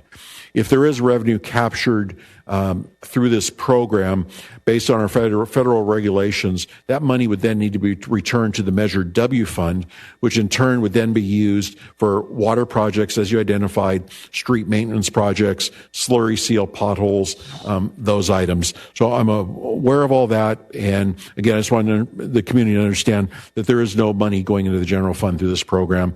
And again, I encourage everybody to provide their feedback, and we will address as much as possible. Every complaint we do receive, a concern, it will be addressed, and you will get a response. And again, my door's open. My email is always there 24/7. If you have an individual concern, please bring it to somebody's attention in the city, and we will get it addressed. The comment about I'm quoting state law. Obviously, there's no intention of citing people. That's not the goal. The purpose is to get our streets clean. I can tell you from personal experience, my parents both have handicap plates, and in the city they live in, they have street sweeping on both sides of the street. And yes, they have received parking citations. I've worked 5 cities, and that's universally what cities have done. Again, as we work with the program, we will address individual concerns. There will be some. I can tell you, I'll give you an example. When my grandmother passed away, they had the funeral and the reception at the house, and everybody on the street was to get a parking ticket for that day. But, knowing how the program works in most cities, we're able to call the local city and say, look, we have a funeral this Thursday. Can we get an exemption from street sweeping? And the city honored that. So when those type of events come up, we will address them individually, and we will be as responsive and understanding as possibly we can with all of them. Well, also, one of the concerns we've received is around the schools during pickup and drop-off times. We're going to be adjusting the signage, either removing it completely or changing the time on there. For all of our schools in the city, we're going to sweep in front of the schools in the drop-off and loading areas prior to anybody arriving at school. So we're talking more like between 5 and 7 a.m. to sweep those areas. I understand there are some streets in the city that people do not have driveways. We're addressing those. Again, as I mentioned in my city manager's report, we already have identified at least 6 streets that need some special consideration. So I appreciate everybody for being professional tonight. I know it's a tough topic at time when you roll out something new. I just want the community to know that my staff, our project team, will take into consideration, review, and evaluate every concern that's brought to our attention. And if for some reason you don't get a response from my staff within a timely manner, please contact me and I will make sure you're provided that response. Mario, I want to thank you for your update on the night markets and thanking other agencies and thanking our staff and our police department for their work and the fundraising you're doing. I think that's a great effort. Doug Four, thank you for complimenting our chief of police, our PD, our HOPE team, for their work out there addressing concerns as soon as they come up. Again, I can't speak for any time before, but I'm hopeful that whenever residents call any of our departments, whether it's PD, fire, city staff, that we are responsive as possible and there is resolution and there isn't a delay in solving problems.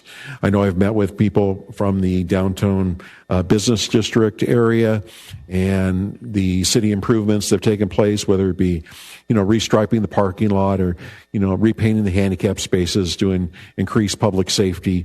We're happy to do that. We're going to be working on some of the lighting down there that needs to be repaired. We're going to do that.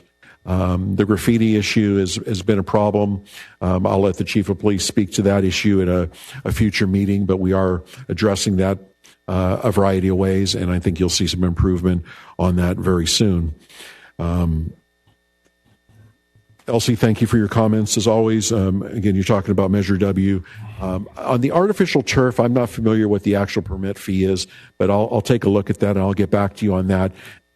Excuse me, our community development department, which includes planning, building, engineering, they review all those type plans, and I'm not readily familiar with that permit cost is, but I understand your point, and I will get back to you on that one.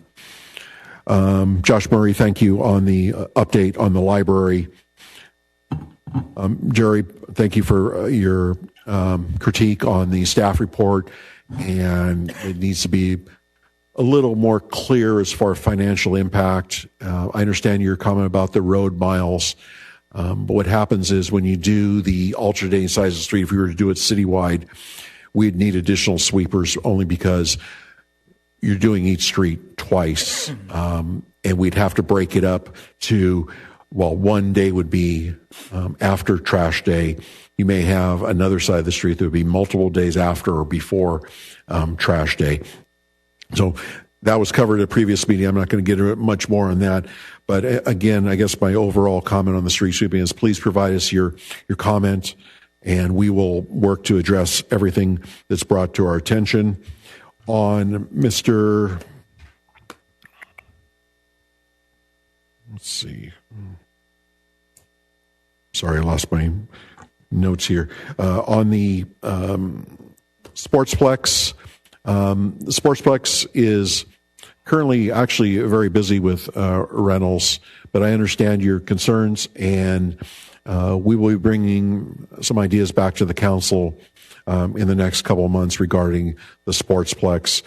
We are working internally right now to reduce subsidies to the complex and also working to make it more accessible and attractive to our local community. We do want our community members, our youth, and our adults in our cities to be utilizing that. It is one of our city parks and needs to be treated as such. If I haven't made comment on anything that you brought to my attention tonight, I apologize. I hope I've covered all those. Jeff, on Station 3, I will comment on that. Sorry. That is an agenda item tonight, but I'm happy to say that, yes, we are making the necessary repairs. Your comment about it takes a while to get to this point, you're correct. I mean, that's fair to say that the infrastructure in the city is getting older. There has been deferred maintenance over the years, whether it be hillsides or be our city buildings. We're working on that. And unfortunately, with the rats that were there, once they get into the walls and start, making a home inside the walls, even if you were to exterminate them, you still need to get them out of there. So we had to, open up the walls and clean it up. I can tell you Mike Cressup and the team that's out there have done an outstanding job. And also our project managers that are working with the contractors to remediate the situation out there. So again, I'm in daily contact with the fire chief and members of the different stations where we're making needed repairs, as well as all of our facilities. So that's moving forward, and we hope to have that resolved shortly. Madam Mayor, that should conclude my responses for tonight. Thank you. Councilman Wu? Okay, thank you, Mayor. Okay, really quick. I'm pretty surprised, the cancellation of basketball league, and I got invitation last year to went to their banquet, and it was magnificent. A lot of kids, and I see the staff over there, and our deputy community directors over there too. So I'm pretty shocked. Okay, it's something like this kind of program. City have an issue. I think maybe you should bring to the council, okay, to discuss. Yeah, this was brought to my attention on Thursday afternoon, and at the time it was conveyed to me that we were just taking a pause in the program, which, like I said earlier, can be construed as a cancellation, at least of part of what they're used to having. And again, having my background in youth sports, I understand that completely. I think possible they have some issue, okay, at the city and the team, but I think we can work it out, okay. I think maybe bring the party together, and we need to work out something, because so many kids, I saw it over there, different league, and they play and they have a great time. Okay, and hold on. Okay, because I think just like the summer coming up, we really need hope those children have something to play basketball, baseball, or any of sports, soccer. Okay, all this game together. Okay, and the after school program, dancing, singing, performing art, keep them busy. I think that's how the city. So last year I went, I was pretty impressed. I think it's a great program, the trophy, and I stay with them, with all the kids. And so hopefully, city find a way to work with the other coach, okay, and to see we get. I think just cancel it and this and that without further discussion. I think it's kind of too much haste decision. I think and survey and bring the organizer and the city to talk, see what is the issue, and work it out, because we don't want the children lose this opportunity to have some program that already, I saw it, so many kids over there pretty successful. So maybe you city and work with the coach over there and the organizer over there and see. I heard some issue over there, but all the issue can be resolved, okay, and to talk. So in a way, the kid can benefit on the summer program. Understood. I couldn't agree more with your comments. Again, we met just yesterday morning. Staff was reaching out to the coaches today to get a better idea and feedback from them on what we can and can't do, what they're willing to do. And it's pretty safe to say that we're going to be facilitating resolving this very shortly. I think whether I'm refereeing or working the scoreboard, it's going to get work it out and see how can we smooth both sides and can compromise this and that. I think possible they have some issue, because I know the staff, they all very program. We have so many programs going on, and so it's just certainly like this possible they have some issue. Everything has two sides. Hopefully we can work together. Another thing regarding the person, the resident, he been playing the big league dream of, okay, and I think we should give discount to our local resident because this is come from our property tax. And we paying, the bond, for this so-called big league dream not become, a sportplex. So hopefully we can bring entry, some free because it's our number 16 park. And plus, book the place for them to play. We have 6, baseball field. So possible we can have one, just designate for our local resident and they want to play and with a discount, price, just like any of our park. So maybe you can put into your consideration. Understood, and I also agree to everything you said on the Sportsplex. We are having meetings internally with staff. We are going to be bringing in the council some new ideas to move forward with the Sportsplex, again, reducing the subsidy and, again, making it more accessible and attractive to our community. Yeah, and because I know this is a big park, 6 field, a lot of maintenance, a lot of overhead. So we have some, maybe 3, and we have to do some traveling league for them so we can get subsidized income. But some maybe have our residents, since this is our local park, and they have a chance to utilize, and just like any of our park. So I think just that kind of balance within. But most important thing is to fill it up with all this, space for people can rent and come inside for, entire Monday to Sunday. So in that way, the place will be utilized. And hopefully then we can, contract out on the let to restaurant and then bring food and service to the people playing over there. Understood. Okay, thank you. Before I let the others to speak, you and staff know that I'm a very community service person. I work in recreation and parks. I'm advocate for sports, program events, and you all know that. I ask that you loop us in, especially me, but it's my specialty and what I come in for, that you loop me in and let me know things ahead of time instead of hearing it from the residents. So if you know about it last week, you should send an email to the council and put us in the mix of all that. So that's what I'm asking for. Understood. And at the time that information was provided, it was fragmented and incomplete. And believing we had at least a day to capture the information and report out to the council was not correct. Actually, it accelerated and we had speakers tonight. Okay. But, we didn't have all the facts at the time. What was described as a pause in one meeting and described in another meeting as a cancellation. Again, I've asked Roxanne to take the lead on this project, and we just spoke about it yesterday and again today. And today was the fact-finding with the coaches to find out exactly, their desire, wishes, and what we need to do as a city to facilitate their needs for the youth of our community. It's a very valuable program. I'm one of the biggest supporters of youth sports you can find. So it was taken very seriously. Again, the information was fragmented, and I hate to put stuff out that's incomplete without doing a little research first. But again, this accelerated far faster. But I can assure you that Roxanne and I are going to be taking the lead on this and get this resolved. Roxanne, did you want to comment on anything on this issue? I know I passed you on this one. It's okay. Through the chair, if I may, one of the things that one of the coaches has keyed in on is that his child has been participating for the last 4 years. When this program was brought back, I'm very familiar with the program because the model that we currently use at the Cameron Community Center is the model that I brought into play when I onboarded. So I'm happy to look into this further. I'm happy to revisit. I hear a lot about staffing. I heard there were some staffing issues.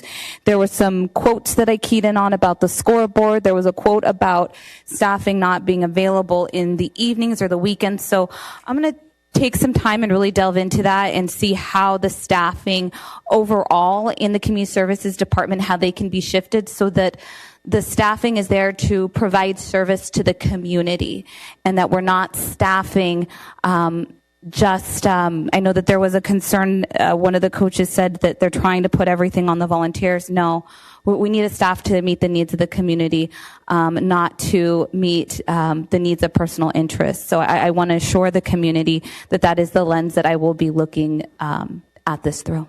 Okay, thank you. And for those that volunteer, thank you for that. I know that takes a lot of work. I mean, I was a volunteer basketball coach many years ago at Cameron Park, so I understand the dedication and so forth. So I do appreciate all that you do, and we will resolve this issue and get this fixed. And hopefully, we see all these children smile and playing, especially during peak time of the summer. So I'm glad it's going to be resolved. Any other question, Councilman Gutierrez? Yes. So I believe at the Community Services Commission.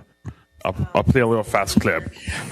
Just really getting creative and exploring different ideas of how we can still serve the community with what the budget that's going to be allocated to community services is going to be. I have a question. How many teams? So staff told the Community Services Department that we're having budget because of budget cuts and so forth. That's why this program wasn't clear. You want me to play it again? No, go ahead. Okay, so again, because of the budget, they had to make changes. And when we have a community services foundation that's supposed to be for the community, but we're allocating. What do we have allocated here? We have $55,000 allocated for Electric Bubba Fest. We have actually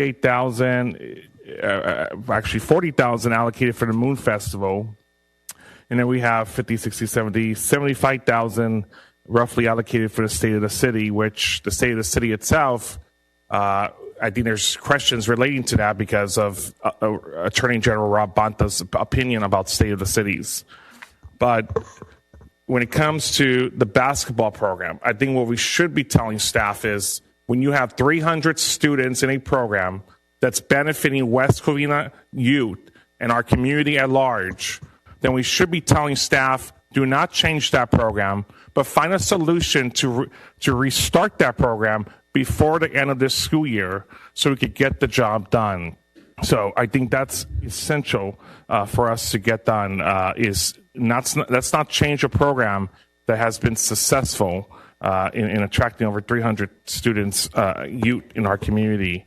When it comes to street sweeping, this issue was brought to us before, and I and Mayor Pro Tem Cantos voted no to hire additional public safety officials, code enforcement officers, and restart this enforcement program without first doing an analysis from the community on what streets need to be addressed. And I think that's vital before we're contradicting ourselves when this community was told we need more staff so we could do what we originally promised to this community, which is issue yellow cards, take their information down, develop an analysis so we know to come back to the council and tell the council what streets need to be alternate scheduling. And it seems like we have given our residents a deadline of July that if this is not resolved or if your concerns are not addressed, then you're going to be cited. And that's not how you're supposed to address these issues. Our community's voices count, and they need to be heard. And I think this is some of the issues that I and Mayor Pro Tem Cantos had mentioned before about this issue. And I think that we need to address this issue before we start giving out citations. Let's hear from the community first on areas that need to be addressed before it's too late. Thank you. Would you like to address it? Both. And thank you, Councilmember Gutierrez. I agree with your comments regarding the basketball program. And I've committed that Roxanne and I are going to get this resolved, so we'll take care of that. On the street sweeping, again, the majority council voted to continue with the program as it exists, with making modifications as we identify concerns. As I mentioned earlier, we've already identified 6 streets that need to be evaluated, reposted, and changed because of unique situations or high density. The expectation of doing the warning notices for an extended period of time is to do exactly what you've asked for, is allow enough time for community feedback, concerns, and also to allow us enough time to address those concerns adequately. As far as the date of July 6th, at some point you actually have to implement the program in full force.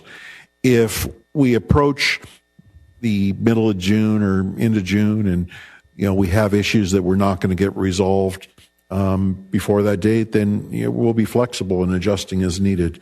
One of the comments earlier was, one side of the street has new signs, the other side has old signs. The previous contractor did miss some areas. The old signs do need to be removed. The new signs need to be correct before any enforcement begins. And the warning notices are strictly to get people accustomed to the program, allow them to transition, to get their feedback, and give us a little time to address those issues. It's a big city. There's a lot of streets. There's a lot of cul-de-sacs. There's a lot of unique areas. There's high density up against single-family residential. There's commercial complexes in the middle of residential areas. There's a lot of areas that need to be looked at and addressed. And the time frame we've implemented, we're hoping and planning to address all the concerns brought to our attention at that time. Great. Thank you, City Manager. And just to be clear, we have been working and will continue to work with our residents in regards to this. So it's a working product. So don't think that, it's final. We are working with you. For those that came out here today, thank you. We did listen to your concerns. We are addressing that. We're putting that, and we have been modifying this. So I just want to make sure that is clear. We are working with our residents. Did you have a question? I did. Mayor Pro Tem Cantos. Thank you, Madam Mayor. I really appreciate it. So I have a few questions for our acting city manager. With regard to the pause or cancellation or whatever it was referred to as, can you describe what was the basis for that? Why was there a cancellation or pause or whatever? What gave rise to that when this was already on the calendar and this notice of this was just provided last week on that? I'm just curious if you could delve more deeply into an explanation as to why that even happened in the first place. Yeah, that's part of the fact fighting. And again, the information was fragmentary when I first received it, that it was a pause, which was seemingly, okay, we're pausing for a little bit. Then it was brought to my attention, well, this may actually be a cancellation of part of their season. We started to look into this issue yesterday morning.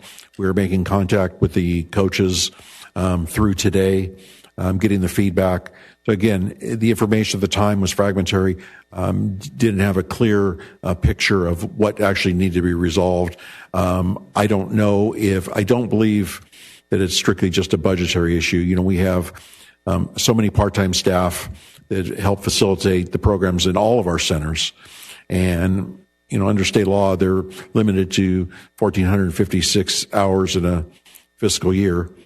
They're limited by hours during the week. So sometimes when you have part-time models, which I've worked with in multiple cities, sometimes when you get towards the end of a year, staff have exhausted their hours they're allowed to work. So that could have been part of it.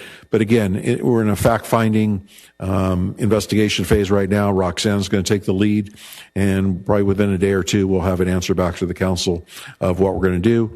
But in the meantime, I've provided my information to the coaches that are here tonight. I'm more than happy to work with them as well. But we'll get this resolved. Thank you. And my next question is, how much does it cost with our model, our volunteer model, just based on past years, how much does it cost to run a summer program?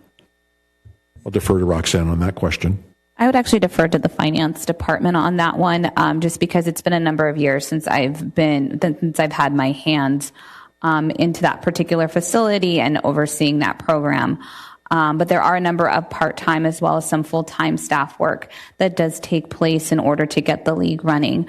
Some of the key points that I'm hearing is availability of staff that goes in line with what the acting city manager had said. Sometimes when you're working with a part-time staff model, perhaps the availability of staff members aren't always there. With that being said, we're going to take a look at it holistically, the community services department, and I'm also committed to working with the finance department as well as human resources to just get to the root of the problem and to make those resolutions so that we can have a program that will be beneficial and having the coaches and volunteers involvement so that we are hitting the marks appropriately. So before the cancellation, when was the program originally scheduled to begin? It is my understanding it would have began the first week of June.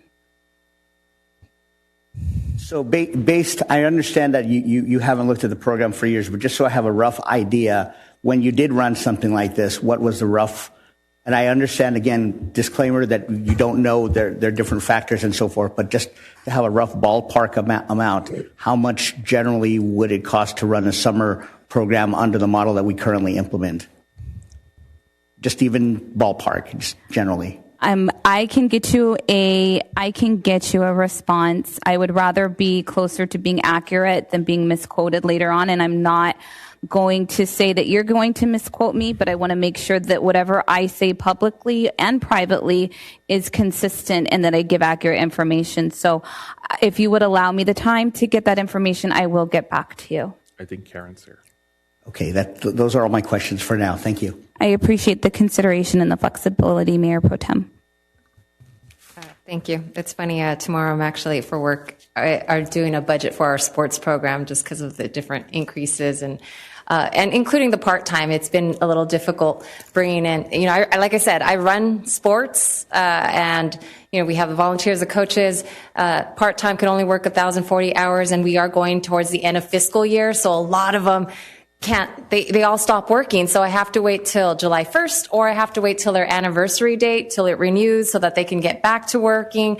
There's a lot of factors, especially if they're doing other things going on. And then I know how we run in West Covina, we have other outside sports agencies versus we run our own.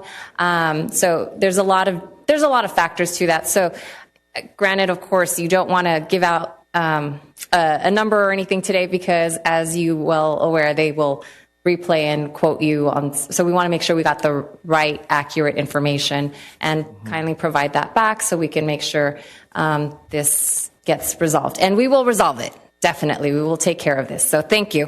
Other than that, any other questions? If I may, if I can just add one more point to that. And keying in again just on something the acting city manager said, there just seems to be a lot of conflicting information, and that's my other reason for let's just give me a moment. Let me get some accurate numbers out there so that we're not misquoted. So anything that we say that the public can be confident as well as our other members of our community, so our coaches. So I appreciate the understanding, the flexibility. Thank you. Perfect. Thank you. So that ends that. On to consent calendar. Council, is there anything you'd like to pull from the consent calendar? Yes, 1, 4, and 5. 1, 4, 5. Anything else? So do I have a motion to approve consent calendar 2, 3, and 6? So move. Second. Roll call. I have a motion by Mayor Pro Tem Contos, a second by Councilman Wu to approve consent calendar items 2, 3, and 6. Councilmember Gutierrez? Aye. Councilman Wu? Thank you. Aye. Mayor Pro Tem Contos? Aye. Mayor Lopez Viado? Okay. Aye. Motion passes. On to agenda item 1. Go ahead, Councilman Gutierrez. Yes. For attachment number 2, under council requests for reports and studies and investigations, Mayor Pro Tem Contos' motion and my second, that's not the motion and it needs to be fixed. I can take another look at the video and the transcript, and I did pull from the video and the transcript the first time, but I can take another look. What needs to be fixed? Yeah, I know a lot of people like to talk during voting time, but whoever's making the motion, that's who has the final say in the motion. But I mean, I think we need to look at the video and transcript because I think Mayor Pro Tem Contos, I don't know if that's not what you stated. So that's. Go ahead, Mayor Pro Tem Contos. Thank you. I specifically, just to let our assistant city clerk know, when the motion was made, I verbally said, please phrase it this way. And I literally said that to clarify the motion, and I can repeat it here, that essentially the commitment was to collaborate with the council, as well as PD and fire management and union is what I was referring to, as well as the residents. In other words, to be collaborative. I realize you said all there, but I wanted it to be very clear that it involves the whole effort to look at this issue involves bringing everybody together. And I specifically mentioned that. You'll see it in the video, and I directly called your attention to that with that request.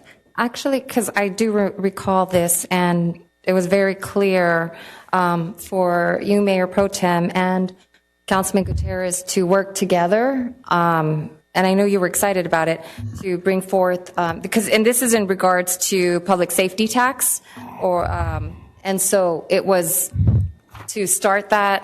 I mean, we will support. I mean, obviously, it was a 3-2. The other two council is like oppose it, and so. And then I know you mentioned you were going to work with PD, fire, right? Which is great. And then it can come back to the council for that. But if you're expecting council to, like the whole council, when I have two in here sitting council members that are just like definitely no to it, I always say that I want to cut tax. I don't want to raise tax. Well, it was more the context of just working with those different stakeholder groups, so that would be involve the council, the PD, and fire, and the residents. Those are the three elements that I specifically mentioned. I just wanted those three elements to be incorporated clearly so that it's reflected in the record. Well, in reference to council, what exactly? Because I mean, you both represent the council, obviously. Sorry, may I? And hold on one moment. Both represent the council, and so with the collaborative working with PD and fire, whatever is coming up, of course, with city staff, it comes back to the council, and it's a further discussion of whatever is being gathered and pulled. And I know you mentioned you be taking the lead, and the leader in this. It was just for the record to mention those three elements. That was literally it. And it was, again, it's in the video where I specifically said that, and there was no objection from this body. Through the chair, if I may, I have the transcript pulled up. I can read it. Please do. So it starts where I start saying, I have a motion by Mayor Pro Tem Contos and a second by Councilmember Gutierrez to collaborate with. Mayor Pro Tem Contos says, I'll rephrase and then phrase it properly, to convene all stakeholders for the purpose of determining a framework for and doing a public safety tax study in support of police and fire. And then Mayor Pro Tem Conto says, and I just rephrased it. I said, thank you. Councilmember Gutierrez said aye. Councilman Wu said absolutely no. Councilwoman Diaz said, I'm sick of taxes. I rephrased, is that a no? And Mayor Pro Tem Contos voted aye. Mayor Lopez Viado said, I don't like taxes, but to put it on the record, I'm supporting their endeavor.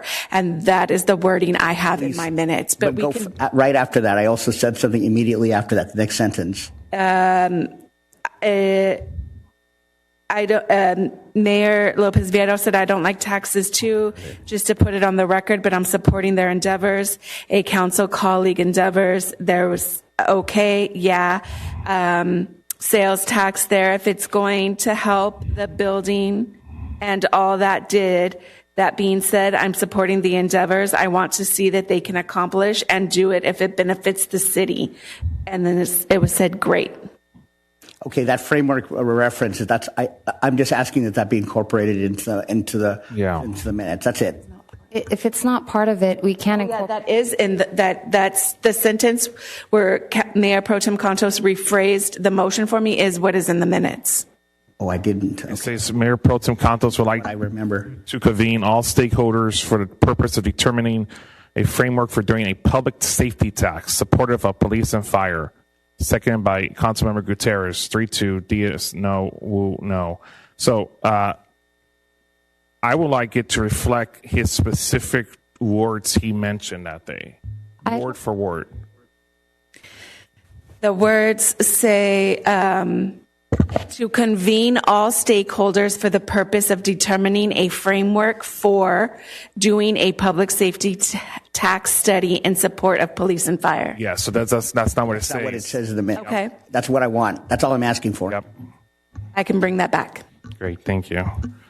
The second one is for the proposed budget. I believe I and Mayor Pro Tem Contos stated when we voted, we also voted to put something on the record, and I don't see our comments on the record for that vote. I'm sorry, can you say that again? I believe for the budget, the review of the budget, I believe I and Mayor Pro Tem also stated something for the record with our vote. So our minutes are action minutes. It's where is it stated for the record then? If that wasn't an action, they are not included in the minutes. So where does someone get the record? The video. Usually it's part of the minutes, but No, it's not. Comments are not a part, no. Otherwise, our minutes would be huge if we put everybody's. yeah. I mean, I think because it's a major budget, I would like for my stated record to be put on there. I don't know about Mayor Pro Tem Contos. Yes.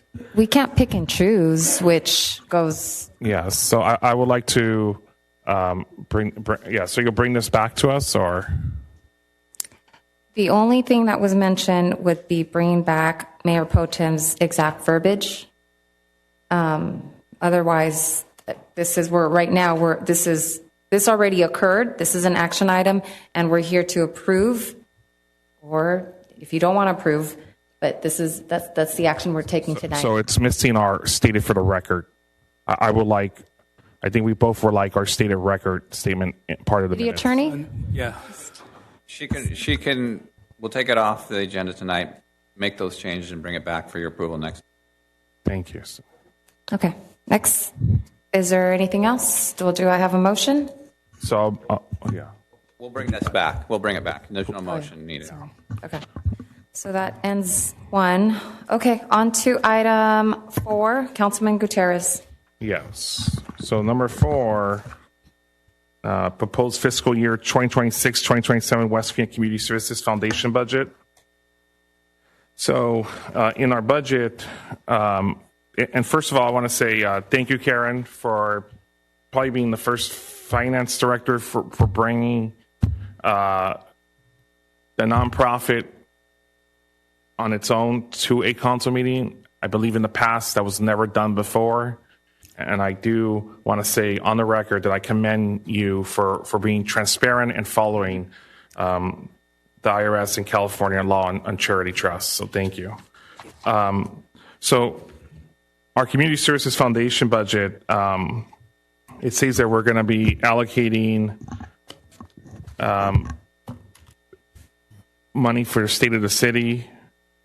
Now, have we looked into the issue about the Attorney General's opinion about the public having the right to attend those meetings, and also there has to be convened as a meeting, I believe? Yes, we have. And it's not, Attorney General opinions are not binding. I think you know that. I think we've had this discussion before, and you've acknowledged that they're not binding. We can agendize it as a meeting and still run it the same way. There are a number of ways to do it. I believe last year, the last 2 years, we've streamed it, I believe, if you can, and so we've kind of addressed it. If we need to agendize it, we can agendize it. But again, you and I have had this discussion about it not being binding. Yeah, I think our discussion has been, please follow the AG's opinions, but I think the city has refused to follow almost all his opinions. But again, it's not binding. Yeah, correct. But the courts do recognize it as a. But it's not binding. Correct. It's not binding, but it is recognized by the courts. So I mean, ideally, we should address that sooner than later. But that's a simple fix. Great, thank you. And then also. I see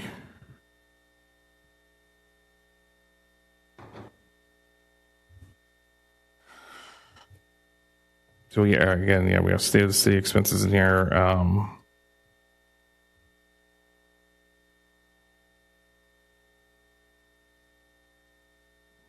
you have a question? And I believe the other ones are on the next agenda item. So that's it for me. So is there a motion? So moved. Second. Roll call. I'm sorry, who did I get a second from Mayor? Okay. Nobody second. Second. I have a motion by Me. Yes, Councilman Wu, I had a second by the mayor, Mayor Pro Tem Contos. Would you like to have the second? Do you want it? Doesn't matter. Doesn't matter. Okay. Councilmember Gutierrez. No. Councilman Wu. Aye. Mayor Pro Tem Contos. No. Mayor Lopez Viado. Aye. Wait, sorry. Wait, no, sorry. I got confused because you second. No. No, wait. Can we repeat because I threw me off when you said Is this a receive and file, or is this?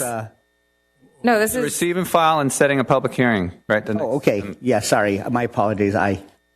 But there's council action for setting a public hearing or setting a hearing on the 16th. Is that right, Karen? This is a receive and file and is to be included into the city's annual operating budget and CIP. Okay, on the 16th. On the 16th of June, yes.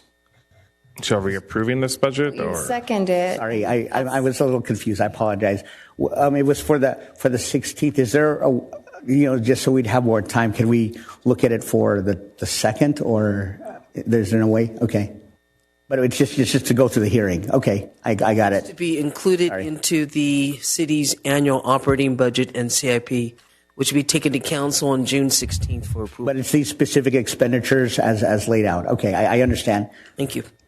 So I understand, now that I understand the motion, just do it over. Let's I withdraw. do the recall. Roll call. Roll call, please, again. I have a motion by Councilman Wu, a second by Mayor Pro Tem Contos to approve I consent. withdraw my second now that I understand it. My apologies. I withdraw.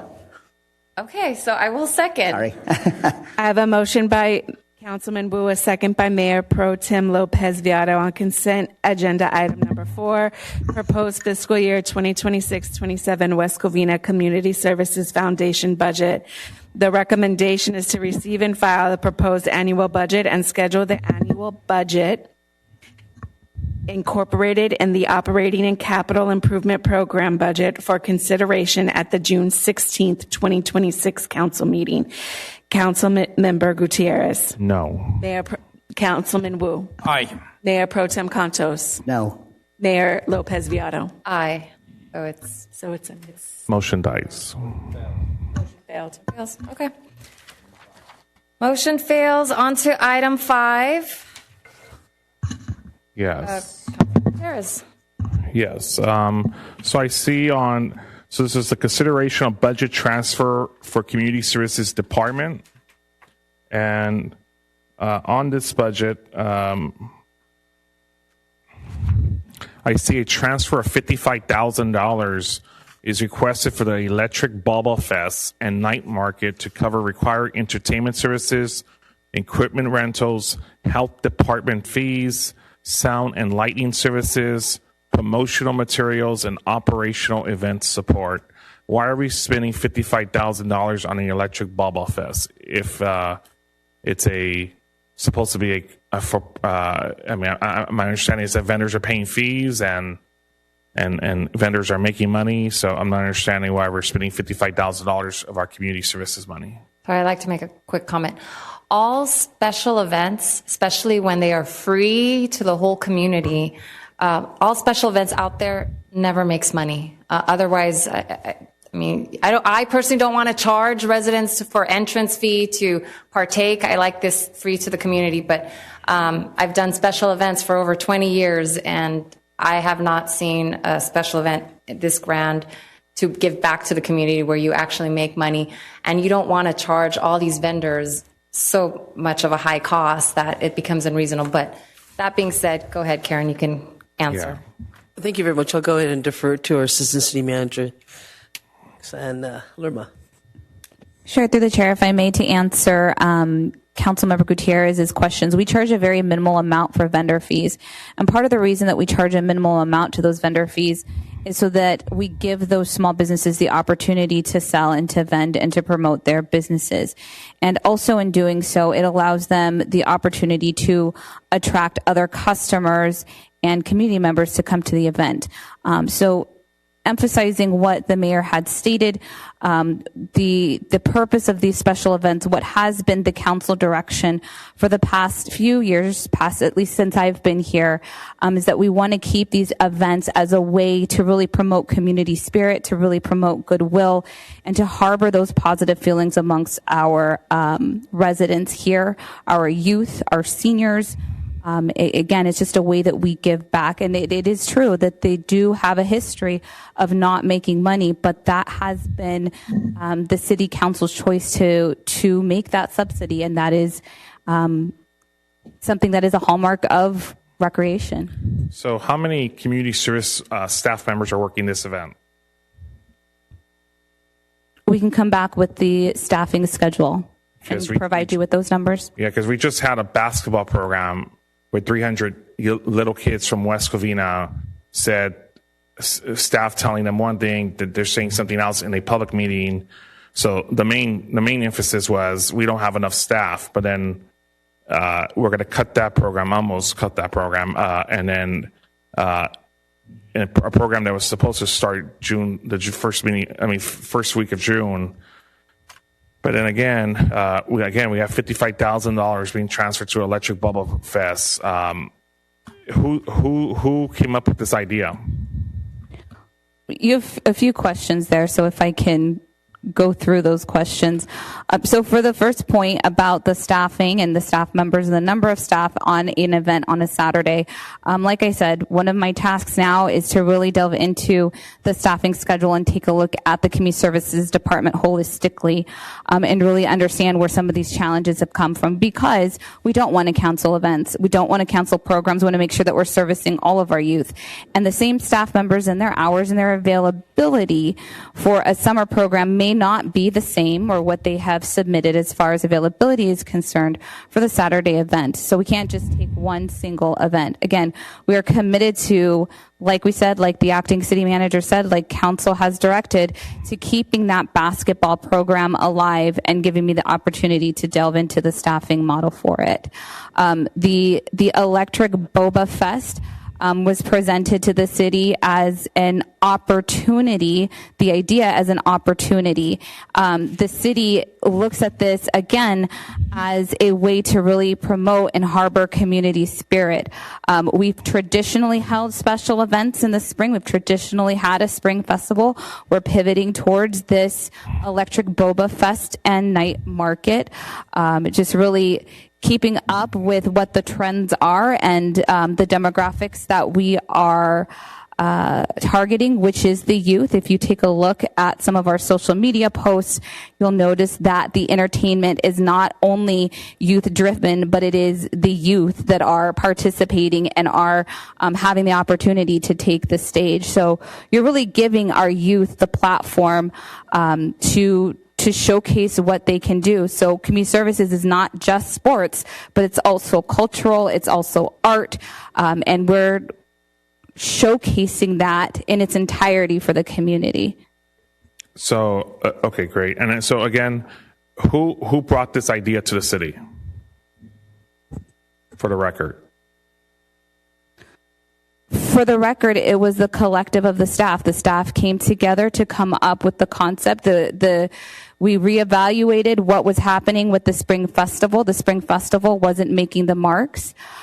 We did have interested vendors coming forward. There is interest and popularity amongst boba. I know my 14-year-old daughter loves boba, especially the poppin' boba. Karen's laughing because she was telling me earlier today how much she loves boba. Boba is a thing right now. And so we're really capitalizing on that. Lisa, our assistant city clerk, but is shaking her head yes, that she knows it's popular. I can do that too. So we're really trying to center what we do for this event on our youth. Great. So for the record, no council member on this council brought the idea to staff? For the record. I think council members have always contributed input. Yeah, can we say yes or no on that? It's just a simple question. I'm going to answer it this way, council member. Okay, go ahead. Okay, and the way that I'm going to answer it, because this is my question to answer, is that the council collectively, each one of you at some point has given your input on an event, has given your input on, hey, this particular vendor reached out to me. Would you mind adding this to your vendor list? Hey, this particular band reached out to me. Would you mind adding this band to your vendor list? Hey, this community group has an idea for the Palmview Park Community Center for adaptive recreation. Could you reach out to them and meet with them? Every single council member has brought forward either an idea, a group, someone or something for the city to consider to help improve our operations and what we do. So that's how I'm going to answer the question. Each one of you have provided input, have provided feedback, have provided recommendations, not direction, but recommendations to help improve our events and really catapult them forward. So, okay, that's a yes. Okay, so I mean, before you go on, just want to pinpoint certain, because I know I provided input. I know community members have sent emails. For example, this Rising Stars, the youth kids performance. She has reached out. Our children want to perform. When's the next event? Can you bring another event? So I have all these group out there, all these youth that they want to perform, that they want to showcase, and I have forwarded that out. I know we were removing the Spring Festival because it was like a 2-day. It cost the city a lot of money. We heard you. I personally wanted to bring this car culture event. I've met with, and I blanked out on his name, but he's the Fast and the Furious guy. We met right there on downtown West Covina, and they have an annual event in the city of Long Beach. And because of the 2028 Olympics, they were closing it down, and one of the gentlemen, he has like an Instagram, high followers. I reached out, my husband told me, reach out to him. He has a big car following, and I did, Larry Chen. And then I said, can we meet? And then I found out he's a West Covina resident, and he's part of that Long Beach program. And so I said, well, let's have it here if they're closing that area for remodeling for the Olympics. And so I was hoping this was going to happen in the spring festival. We met with Edwards Theater. He wanted to showcase his grand premiere. Granted, it couldn't work out because a specific day they wanted to make sure it was the day before Formula One that was going to be aired in Long Beach. That's why they have everything in Long Beach. And City of Long Beach is very supportive. They actually comp a lot of things for their program because they bring in 10,000 or more people from different states and different areas. And of course, I'd love to see that in the city of West Covina. We met with Edwards Theater, and unfortunately that day that he wanted that grand opening, they said it competes with Super Mario Brothers. I'm telling you which one's coming out. So you can't compete with children's film. And then we were planning I worked out, we're going to have this here. And then I found out City of Long Beach didn't want to lose them. And they're like, here, look at this other venue near the Aquarium of the Pacific or somewhere there. And so City of Long Beach kept that. And I was like, darn, that has missed opportunity for this in replacement of Spring Festival. So yeah, we all give input. Residents talk to us. And so I admire and I give kudos to the staff because this is where your forte is on the creativity, recreation. That's why I love recreation. I'm in that field. And for you to come up with Boba Festival, knowing that is a trend, knowing that the small businesses that are opening are having different types of boba, and it's this youth, we're capturing all the different cultures around. And so thank you for that. And it is a group effort for all this. So just to additionally answer, because he's like pinpointing to certain council, but I'm one of them that I'd love to give input and be part of this because that is my field. So yes. And we, in the community services department and the city manager's office, it's open to all ideas, and we do vet them out. We do take the time to listen. We do take the time to follow up and to ask questions and to schedule meetings. Sometimes we have to reschedule meetings, unfortunately, but we do take that time because the events, the work product that we produce is of the community, is what the community wants. And I really commend the community services staff for coming together collectively to really push forward with some of the weaving the ideas that our community members and that the city council, the recommendations, again, not direction, but recommendations that they make, and just weaving them together to produce events. Great. And then, I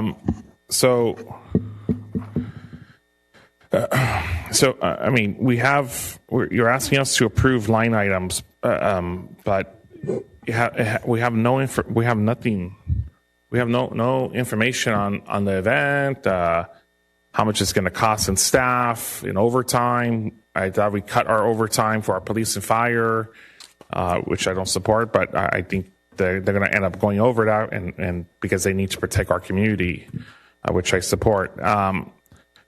So there's a lot of question marks for that line item, and then we threw in attachment number 1 of other special events. So you're asking us to approve this list too? We're requesting a transfer of funds from community services personnel budget to cover these other special events in the tune of $182,751. We're illustrating what the cost of some of those special events are, so you can make a better decision. So we have, again, yeah, because in the attachment you have for fiscal year 2025, I just want to make sure, $55,000, I mean, how much are we charging vendors? What's the program breakdown? Are we going to give money again and not make money back in return? There's questions there. I think the public wants to know, when we spend $152,000 on an event and we make no money in return and a nonprofit's allowed to keep all profits and all sponsorships, it creates let me finish. It creates an issue for the community. They want transparency. So I don't know how I could vote on stuff that I have nothing attached to it besides numbers. Before we do that, for the residents that are watching, there are multiple line items on here, including 4th of July, Cartoberfest, Festival of Frights. I mean, it has Touch a Truck, Veterans Day, Water Day, even miscellaneous special events. Just to let them know all this, but Councilman Gutierrez is only focusing on one, the Electric Boba Fest and Night Market, which he's targeting a council member on this. When we have these things, if you're going to question that, Festival of Frights and all these others, they also have vendors that come out.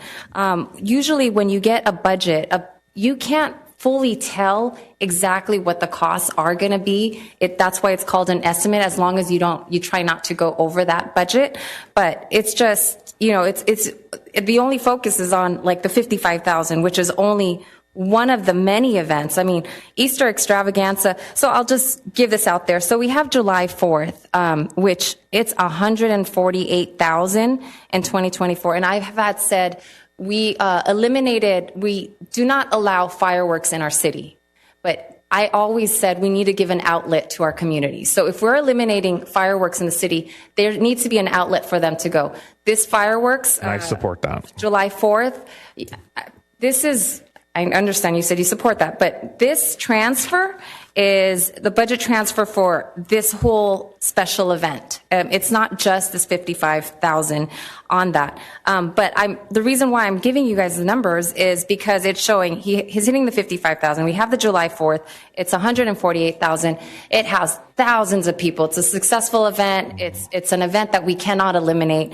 But we have other events, whether it's high, low. Like just our Memorial Day is coming up, and that is special. And so again, the focus is he's asking, this and micromanaging again, which we've had this conversation in the past when he's targeting nonprofits and targeting this and that. So here I am. This is as a whole and the details. But anyways, that's my say. And I know, Roxanne, you wanted to say something. So I'm going to go ahead and let you answer a few questions. Thank you, Mayor. And if I just may clarify, there isn't a nonprofit sponsor that is collecting anything. The nonprofits that are choosing to participate are participating by giving either their time, their talent, or their treasure. That means they're giving to the city. They're not taking from the city. The vendor fees that are being collected are going back to the city. Again, the vendor fees, does it cover the cost? It does not cover the cost.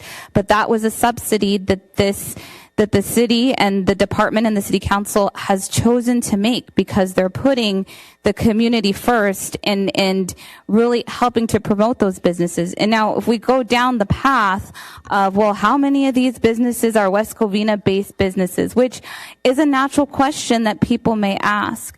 One of the ones is that you can also take a look at this as that some of these small businesses, some of these pop-ups that are hosting, they're also getting a taste of West Covina. They're getting the flavor of what West Covina is. And at some point in the future, through that economic development lens, they may consider coming to West Covina once they have the resources to open their own brick and mortar store. So that's also something to consider too. So you're not just providing an event. We're not just looking at this as a cost recovery. Now, the council chooses at some point to shift the focus, then the council chooses to do that. But right now, the council's choosing to shift the focus on the community and to really build that community spirit and to build that goodwill. When you say the council, I don't remember voting giving city staff direction to add electric bubble fest. And then I also the council and gave I wasn't finished staff. yet on her question. So that's my next question. Miscellaneous special events, $104,000. What is that for? The miscellaneous special events would be some of our smaller events that happened throughout the year. But as far as the authority for the Electric Boba Fest, the City Council chose to approve a budget for 2025-2026 that included the Spring Festival. The staff, understanding what the results of the last Spring Festival, understanding the direction that other festivals and events that took place, understanding that something different needed to occur, shifted and went this different direction with the approval of the acting city manager. And that is within the staff purview. So we went from a 2-day event to a 1-day event to something that we believe is going to be more successful because we are using our professional expertise. So while the city council provided the framework, yes, there are points that with the Spring Festival, it still has the vendors, it still has the attractions, but we're refocusing it to be focused more on the youth. Yeah. And so my concern is when you have fire stations falling apart, when you have Fire Station 1, which also has issues in a bungalow, we have living conditions for our firefighters that are not sustainable, but we're going to spend, so your Spring Festival last year was $80,123. This year, you're allocating $55,000 for the Baba Moon Fest. So when we have our firefighters living in conditions like they are, and when we're talking about limiting their overtime abilities, that concerns me. That concerns me as the person elected for my district to represent District 1 and the whole city. But that concerns me because we have conditions of our firefighters. There are living in conditions that they should not be living in. And that's my concern. So, okay. Councilman Wu? Yeah, okay, thank you, Mayor. So, okay, I think this, okay, I want to thank the city to Creative, okay, because we attend almost all the event. And I think the event is so important for the city because it put unity and mental health for people united. You can see currently, including the Snow It, okay, lighting the tree last year is packed with people. Touch Your Truck, packed with people. So, and 2 years ago, the Moon Festival, you have 10,000 people over there, and you have children perform. And now, but the Spring Festival, we kind of not enough promotion. It kind of too long, 2 days, and cost too much money. So this year, city modify and move into something different and new. And for young people, and the Boba sound like more young people. I don't drink boba because, I just worry about my diet. I don't want to not fit into my suit. So I only drink water only. Okay. So, but boba is young people. They're very hip and they love it. And right now, I heard about they have a boba place going to open up at Heaven City. I heard about my staff told me they're young, they're like 20 something.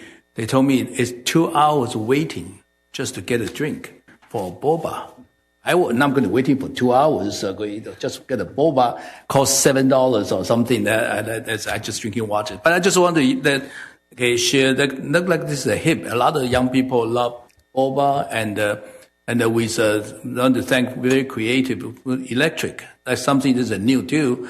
And with lighting, possible LED light, it's going to attract a lot of young people and our residents to show up. And I don't think any city have that. So I want to thank you. Very creative. And I saw your program. They have a lot of children going to perform, teenager, and we need to give teenager some place to kind of give out energy, and the city provide unity for teenager have a chance to enjoy the boba, enjoying the music and this and that. So again, why West Covina currently have so many businesses coming into our city? You have Texas Royal House. They can go to other city. They can go to Arcadia or Diamond Bar, but they chose West Covina. Why Fogo de Chao from Beverly Hills, from Pasadena, came to West Covina, take over the TGIF. They can go to Diamond Bar, St. Dimas, but because West Covina is a happy city. It's a city that people united and they enjoy it, and a safe city, a safe, happy city. That's why business coming in. And all this event, the city put it together, I think a lot of things come from West Covina Foundation and some donation from I think $300,000 from the Athens. Because they give us $1.8 million, 1.5 will be for the police and $300,000 for the special event. And then that's why it's almost not doing too much of our general fund. That's my understanding. Before I'm done here, sitting over here 10 years, I never heard about we have to approve all this. It's normally the city manager description about how they decide. It's not the council to decide what the city. We only approve the entire budget, but we don't go in too much of all this detail, because otherwise, why we need a city manager? They should be run by 5 of us, and then but the city run by the city manager and with a team regarding how to bring the city in a much more positive way to attract not only the unity, but also the business, job, this and that. And that's what sense of community is about. And especially, we saw a lot of city, they have a lot of event, they have this event, that event, but they just don't have something for the teenager in summertime. And for Roxanne to think about this, I think this is something very new, and I hope the city can understand, the city council can understand, we need to entertain different, group of people. We seniors, we have their program, and then we have all different, cultural, but something we need to entertain, and the teenagers or, people have a teenager can come with a parent, enjoying the time and enjoying the boba. I was still drinking my water, but people can be drinking their boba, with that. So, and I think this is something great. And regarding whose idea this and that, I think this is the city's idea, everybody's ideas, and put it together how we can entertain. That's why City Council over here input about. I think Mayor Pro Tem only has a lot of idea input to the. One-on-one with city manager, then you discuss about what you can do, what this and that, and they say, oh yeah, that's a good idea, and they put it together. Same thing too. Council member Gutierrez sometimes have some good idea, and the city manager will adopt. Say, oh yeah, this is a good idea. And it's something a little bit more and vital. They need to go to city council, got a 3-vote approve. For the program project. all together is try to bring city together. And I think that should be the city management team, and it's your job. Okay, but go back to the basketball thing. I think that is something you guys can kind of work it out, because that's important program too. Okay, I understand they have some kind of discrepancy both sides, and I heard about last year already, but maybe we can work it out and put the youth have a program, not only the sport, entertainment, music. So we want to keep them busy and that they understand West Covina is a fun city and entertain everybody. Yeah, go ahead. You want to say something? I do. I want to make a point just to make something clear. Community Services is not asking for more money. What we're saying is we're utilizing the budget that you've given us, that the City Council approved, and we're sharing with you that we're moving the money around because we recognize that for this fiscal year, for these events, because of those rising costs, because of what we're implementing, we're moving the money around, but we're staying within the allocation with what was approved for the community services as a whole. We're not asking for more money.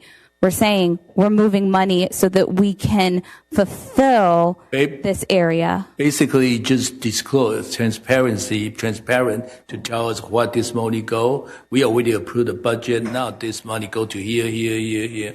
Okay, but for example, 250 years of birthday of the United States. Okay, that I know you have a two band. I say, whoa, it costs a lot of money. But you say, well, you only have 250. Correct. So I say, oh, okay, because. Okay, it's a two band, it costs double. But again, it's a special event. It's our Independence Day is 250 years. Okay, and it's a good number, and we have a sign right there. So sometimes you just say we are doing a nonprofit. We bring happiness to the resident. Okay, and we need to entertain each of a different group, and we hope we can unite. Okay, and we try to continue to. We try to. Put everything, and then again, and I'm not going to discourage you. I think for you to kind of create something new, that's why we need you over here. Okay, try to continue to serve our city, create something new, create something different, and always try to make something work. Okay, and it's sport, entertainment, special event, all the vital, the program to the city and continue to grow and have more people. Happily living in West Covina and continue happily paying taxes. Okay, and that's how we're here for. Okay, we'll have Acting City Manager. Councilmember Gutierrez, Mayor Pro Tem, Mayor, Councilman Wu. I just want to just clarify something real quick. And Roxanne hit it on the head, and I just want to reemphasize the community and to the council. In previous years, this item would have been handled administratively, and this never would have come to the council. We would have made these changes in previous years, which they've been done, and not brought a budget amendment to the council. The whole purpose of bringing this item before the council, as with all the other budget amendments, is for transparency. And that was the request, Councilman Gutierrez. You wanted me to be as transparent as possible, bring everything to the council that involved money, and that's exactly what we're doing. This is something that a year ago would have been done internally, and nobody would have known about it. We're not allocating or adding money or moving money that's not already there. It's just a line item transfer. And again, this whole thing, I feel horrible that, this is being debated when the whole effort was just for transparency to the community. And, these items, we plan to bring them forward on a regular basis whenever we do these. Again, Councilman Gutierrez, for transparency, and that was your request that I do that, and I'm trying to implement that, but this is backfiring greatly. Again, the money's there. It's just a transfer. So when you're referring to why you're doing this, that is because the IRS code and the charity trusts of the City of California Attorney General requires minutes. Mm-hmm. And in the past, the city has dispensed money without having board minutes. Now we're actually having a board meeting or that we're allowed under the law to have an item like this part of our council agenda. So I'm glad we're following the code now. Again, I may not have issues with items, but if there's no information attached to this, how am I supposed to know what's what? What's the liability to the taxpayers? What's the deficit? I mean, something like this should be part of the inputted into the general budget second reading, so we can have more details about some of these new costs to the taxpayers. You say you heard the residents complain about the Spring Festival. Well, it wasn't because no one was going. It was because it was a burden on the taxpayers. So you're technically creating a new event, is what I'm hearing, under Electric Bobble Fest Night Market title, and so forth. But go ahead. I'm going to let Mayor Pro Tem Contos, let him say a few words. Go ahead.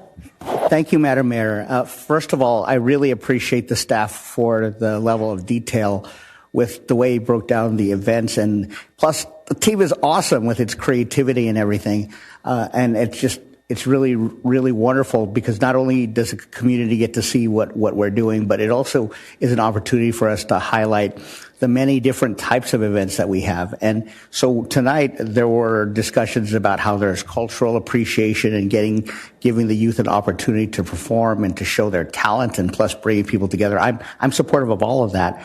I'm also supportive of youth basketball. And so I asked earlier, what are the costs for running the summer program? There was no definitive answer. I understand. It's just right now I'm just explaining what I don't know. I also asked, just even ballpark what that is. And I don't want anything happening to that. And I just love the fact that we're all united in supporting youth basketball. It's really, really important. And so for those reasons, because we don't know how much this is going to cost, and because we also have to stay within the finite level of what we have to spend, what I'm thinking is if there'd be a way within the next 2 weeks that you can check to see what the associated costs are for running the basketball program and ensuring that it continues in full force the way it was originally intended before the cancellation/delay. And then if there are associated costs, then that's when we can come back and revise this budget to include that, and that, because we have a limited amount of money in the foundation, so we have to be budgetarily responsible. And so I want to continue to support these events. I mean, these are awesome, they get better and better every year. I also want to make sure that basketball doesn't get left out. So it's not a one or the other. It's more a matter of putting it all together. And because staff did not have the information for understandable reasons, because this information just broke last week. We don't have the information to know what it would cost. And I would hate for us to be in a situation where, let's say, we call upon volunteers, but we still need staffing, but we don't have the money. Then what would end up happening is that would cause more ripple effects, because then we'll have to draw from staff somewhere else. And then when that happens, then that has an effect on that. And it's sort of like a whack-a-mole thing where you try to fix one thing and it just causes a ripple effect, unintended consequences somewhere else. So what I'd like to propose is that we revisit this just in 2 weeks, or just the next meeting for June 2nd, where the amount of money that would be, if any, if there isn't any, then fine, we just come back with this. But the amount of money that's needed to run the basketball program to the same level that everyone has come to expect for all these years as it's been growing, that we support that full funding. And if the main budget does not have it, then that's when they can come, the money from the Community Services Foundation can be used to incorporate within the existing parameters, and then move money around accordingly so as to make all of this work. It's basically like we're a family. We have all these great things we want to do, but we need to sort of do it within spending parameters. So I'd like to have us do that. If I'll second. I want to clarify. I want to postpone this. Hold on, everybody. Let me, Mayor Pro Tem Contos, just for clarification, this agenda staff report and item does not involve the Community Services Foundation. This is a totally separate topic. This staff report refers to the Community Services Department. And what they're doing is they're taking a cost savings in one area, moving it over to another area just for that. It does not involve the foundation at all. This is a separate report completely. Yeah. But even within the department, the community service department also runs a basketball program too, right? So it would still be the same. I mean, even if it's not the foundation, but it's the department. I'm going to have assistant city manager. Your point is taken, and I did promise you that we would come back with the costs that are associated with basketball. So what we're looking at the fiscal year. So the budget transfer is for this current fiscal year. The basketball crosses over 2 fiscal years. It's this fiscal year and next fiscal year. So if there are any budgetary implications, because right now what I'm hearing, and even in speaking with the 2 coaches off to the side, and I apologize, I know that you were having our conversation, but I did speak with the coaches off to the side. What they're telling me is that it's coming down to staffing. The issue is staffing. The issue is the availability of staff. Those are two different topics. So what's before you tonight is the budget transfer for these special events. But you have my word, Mayor Pro Tem, that we will look at the budgetary, if there are any budgetary implications. We're still going to come back, and I'll still give you a breakdown of what it costs. But whatever those budgetary implications, whatever they may be, if adjustments need to be made, that those adjustments will be made. We hear the council loud and clear, and we are committed to working as a team with finance and with HR in concert with the direction from council for the youth basketball. So these are two different topics.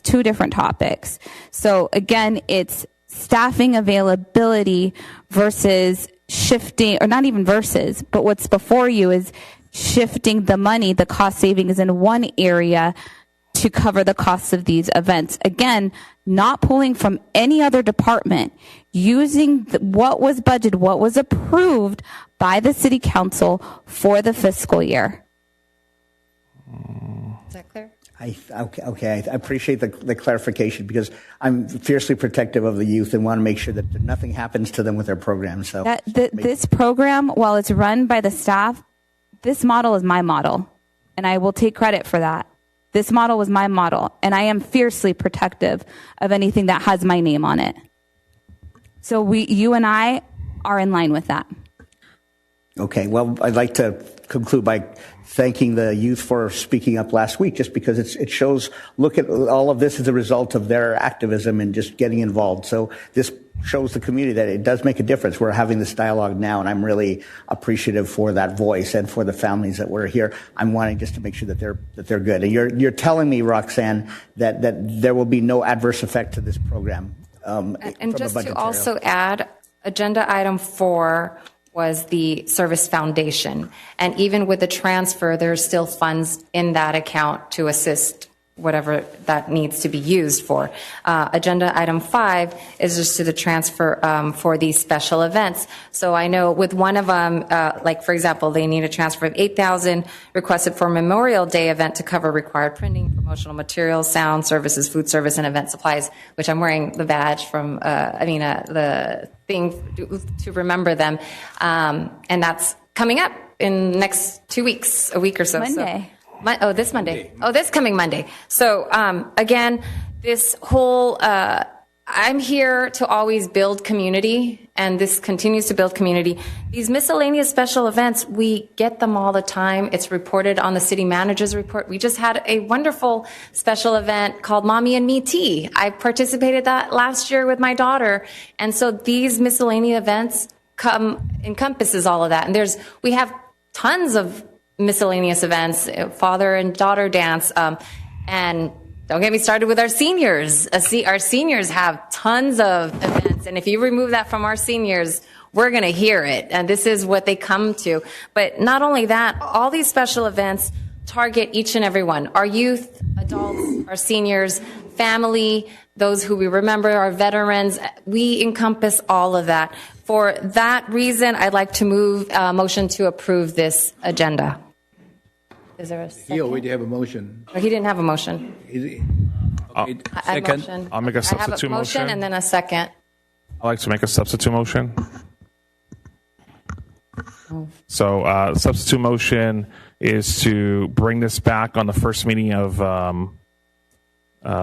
June We're integrating the costs for the basketball program. I understand you're giving us our commitment, but the reason why we're on this council is to ensure that we do stuff that puts the interests of our youth and our community first. And Councilmember Mayor Pro Tem Cantos has made valid points, and I don't think it hurts anyone to wait one more meeting so we can find out that cost and see if we need to lessen the expense on some of these larger events. So that's my. So I believe these are two separate costs and total two different conversations, but feel free to intervene. Can you explain? What I can add is there are two separate issues. We're talking about staff availability versus costs associated with special events versus operating costs, not personnel costs, operating costs for special events. So what you heard the coaches talk about, what did they say? There isn't staff available to work nights and weekends. They're saying there isn't another staff member available that can run a scoreboard. Those are what they said publicly, plus the conversations that I had with them off to the side. They provided me with their contact information. I'll be talking to those coaches to clear up any misinformation and any misunderstanding so that we can get the youth basketball program to what it needs to be. The special events, the budget transfer that's before you tonight is cost, operational cost, is cost for audio visual, is cost for permits, it's cost for advertising, graphics, everything that goes into those events, those remaining events. It's just transferring funds from monies that were already allocated for 25-26 fiscal year, not next fiscal year. Our current fiscal year to get us to June 30th. When did we approve Electric Bubble Fest? Like we discussed, what was approved was a 2-day spring festival. The city council approved that. There are elements that are very similar to the spring festival, but are being refocused to meet the needs of our youth. Actually, what the community services staff is doing, what they're doing is they're rebranding this and making something that's relevant to the youth of the community and to focus on the youth. Just like Mayor Pro Tem, just like Mayor Pro Tem Canto said, he's very protective of the youth. So am I, so is community services, so are the rest of the members of the council, mayor, councilman who, just like you are, Councilmember Gutierrez. These are two separate items. If you would like to agendize a report to come back for the city council just as an update regarding the youth basketball program, I am happy to do that. And I can give you a status of where we are, let you know what it would cost to answer your questions, Mayor Pro Tem, as well as the conversations that I will be directly having with these coaches regarding the youth basketball program. And if it needs to be a separate item that requires council action, council can agendize it for the future. But I can come back with a status update at the June 2nd meeting. Again, these are two different items. We have events to the end of the year. We're trying to continue to provide the community with those services for the events. Yeah. So you brought up a great point. You said you could bring it back and we can even vote for it. So we actually voted to bring back a cost analysis on Fire Station 1. That's never come back. So I have concerns when we do something and we don't do it. And I'm not saying you, Roxanne, so there's no reason we don't have to argue about that, but I'm not saying you. So that's my concern. And so is there a extraordinary need for us to approve this tonight, or? The memorial is coming up. We would like to continue with the operations. We'd like to continue to have a good name with the vendors. Back to the next meeting. We would like to continue to have those relationships with the vendors and our contractors that have committed to this event. We would like to be able to move forward with them in good faith so that we're not saying, hey, we'll pay you in 3 weeks. Which event are you talking about? For the events. There are events in between now and the June 2nd council meeting. So these are two separate items.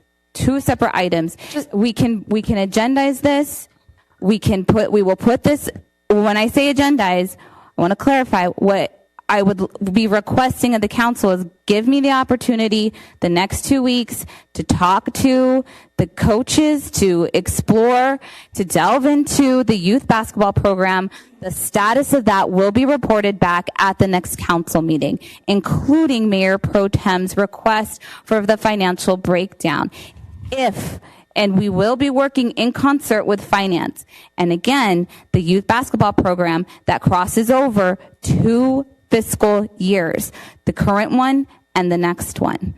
And running events, this is special events. Special events is usually a one-off, one day, one time for the whole year. Programs, classes, sports, that's an ongoing thing. And I say this because I run programs, I run sports, I run events. And in regards to staffing, I too have those issues. So when they need consistency, every Tuesday night, I need an official. I run baseball right now. Saturday, I needed an umpire all day to get that consistency. Some staff don't want to commit to every Saturday for 8 straight weeks. Granted, like these events, sometimes there are staff that can't work that event, but we manage based on that. When you have programs and classes, you need that consistency. And I understand with the staffing issues. But that being said, again, 2 separate things, 2 different things. And we are full support of our youth. I mean, it is very clear here that we want the basketball program to continue on. We have, I've been here for council for, almost 8 years. I've also served as a community senior service commissioner for a few years prior to this. And that has been a number one thing. As when I was a commissioner, there were changes that was brought up to council that were like, oh no, but we spoke. They were, the concerns were valid and they've made those changes. So we are here. We made it very clear, the council, the staff, that this basketball program will continue on. Okay, so I'll amend my motion. So I make a motion to... Yeah, substitute motion because I already motioned to approve this. I'm just changing it. Yeah, substitute motion to approve all line items except bring back to the next meeting in the first meeting of June the 2 events of Electric Bubble Fest and Night Market and the Moon Festival. So the Moon Festival isn't on there. What? The Moon Festival isn't part of this. It says it. So the budget approval of the proposed budget transfer is necessary to me. So what is this then? Okay, go ahead. Our finance. If I may help clarify a little bit. Thank you for helping. Opportunity. So what we provided for you in the attachment was purely a listing of the 20 events that Community Services does on an annual basis. And also for comparative purposes, we included the prior year's 24-25 as a benchmark compared to the current year's request. So as far as request for the Boba Fest, well, that event is scheduled for May 30th. And therefore, if this item was to be deferred, we were unable to move forward with the Boba Fest and paying our vendors and with the activity. So from a finance standpoint, I'm unable to approve any purchase orders or to pay any vendors for that event or for Memorial Day, which is on Monday the 25th. So why are we getting this Electric Bubble Fest last minute then? It's Councilman Gutierrez, I believe, Assistant City Manager Lerma explained it very clearly that the Boba Fest is in lieu of the Spring Festival. They got very creative, and I'm excited about the Boba Fest. The problem is we never got the community's input on the Boba Fest. Community members complained about the costs associated with Spring Festival, sure, but never. This is something new. Well, what's also new is that you're seeing a line item of all the special events as well. Mm-hmm. And so I think that's also something new. We're going forward. We're progressing forward. We are being much more transparent. And so I believe if the community services brings forward a new item such as Electric Boba Fest, I think that's great. It's creativity. The Community Services Foundation vote on this? The Community Services Department. This has nothing to do with the West Covina Community Services Foundation. You don't think the Senior Community Services Foundation should have maybe have input on these events? I cannot answer to the foundation. I'm addressing the issue. So I'll amend my as it motion. relates to the general fund. So I guess we're not voting on this document. So I'll amend my motion. So I'm going to approve this item except the allocation of transfer of $55,000 for the Electric Bubba Fest that has been relabeled. In other words, it was a spring festival, but it's been relabeled as Electric Bubba Fest and Night Market. The funds have been reallocated from the Spring Festival and then allocated to the other programs. Again, the Electric Boba Fest and Night Market, that is May 30th. And so, unfortunately, from a finance standpoint, it'd be very challenging for us to wait for the first meeting in June. I know, but I mean, this is my personal opinion, but I have an obligation to the people who elected me, and even though this is a last minute ask, I still don't have any details regarding the cost, the burden on the food costs associated with this burden, and I don't know. We talked about cutting certain programs at the Community Services Foundation. They stated specifically to the foundation that because of budget issues, budget cuts. So I can refer to the foundation. The limited amount of resources that the foundation receives on an annual basis, that is the reason why we are restricted to what type of activities the foundation can do. Yeah, so it would have been nice for the senior community service commissioners to have input on this new relabeled an event that was supposed to tend to be for Spring Festival is now changed to the Electric Baba Fest. I think our senior community services commissioners should have had input on this, and that's just my opinion. And certainly, we appreciate that. Thank you. I can't fiscally vote for something that just because it's last minute, so without getting community input on it. So that was my motion. Just to let you know, I mean, I sat as a community senior service commissioner, and they don't give that full input for any of the events. And again, you are pigeon and just picking on this one, focusing on this one.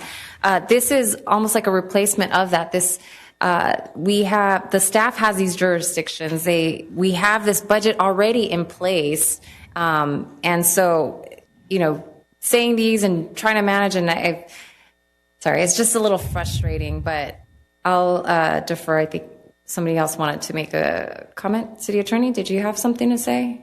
That's a substitute motion. We should need a second for it if there's a second. Okay, no second for a substitute so that dies. I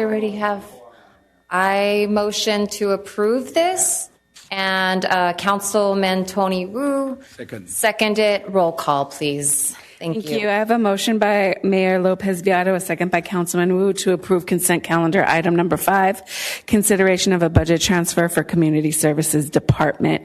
Councilmember Gutierrez. Yeah, so I'll say because we continue, I mean, we just heard that the Spring Festival has been relabeled as the Electric Baba Fest and Night Market without getting any public input, not even hearing our senior community services commissioners. So, no. Councilman Wu. Aye. Mayor Pro Tem Contos. I just wanted to ask, just to make absolutely sure, Roxanne, you are saying you're giving assurances that the basketball issue is completely separate, right? This is just internal. Basketball is completely separate. Okay. This is completely separate. Okay. Aye. Mayor Lopez Viado. Of course, definitely aye. Motion passes. Thank you. Thank you, Roseanne. Thank you so much to the City Department Community Services for building and putting community together. And as we have always stated, we support. I know the West Covina Night Market is coming up, and I'm for community event to bring people together within our city and externally from other cities coming out to our city. So build community and unity. Thank you. On to city council reports, AB 123 conference and meeting report. Anybody? Wasn't there a conference that you both attended? JPIA? No, there was No, JPIA. something with the city? Contract City. Contract city? Oh, no, that didn't. Not at taxpayers' expense. I'm sorry? Not at taxpayers' expense. Oh, okay. So if you don't, The city did don't pay you for have, even if the city doesn't pay for it, does the council need to report out? It's got a city funds, and you Okay, got it. Okay. So there's nothing to report out. City council request? So I think someone should make a request for the youth basketball, just to have. Okay, I'll make the request for the youth basketball to bring up and bring forth the information. Second. All right. Okay. I think it was. Anything else? All right. Just for the record, I want to say that was Mayor Pro Tem Cantos' hard work and dedication in fighting for that. So even though someone else motioned for it. At the end, it comes back. The council request is not put in details, but whatever. It's going to come back. No objections to it. They'll be coming forth to our council meeting. All right. City council, any other? Oh, yeah, just a request. I'd like to ask the assistant city clerk to read my motion, please. The motion by Mayor Pro Tem Cantos states, I would like to move that in order to ensure the City Council remains fully responsive to the needs and priorities of our residents, the second reading of the 2026-2027 budget be moved from June 16th to June 2nd. Advancing the timeline would provide the Council with adequate opportunity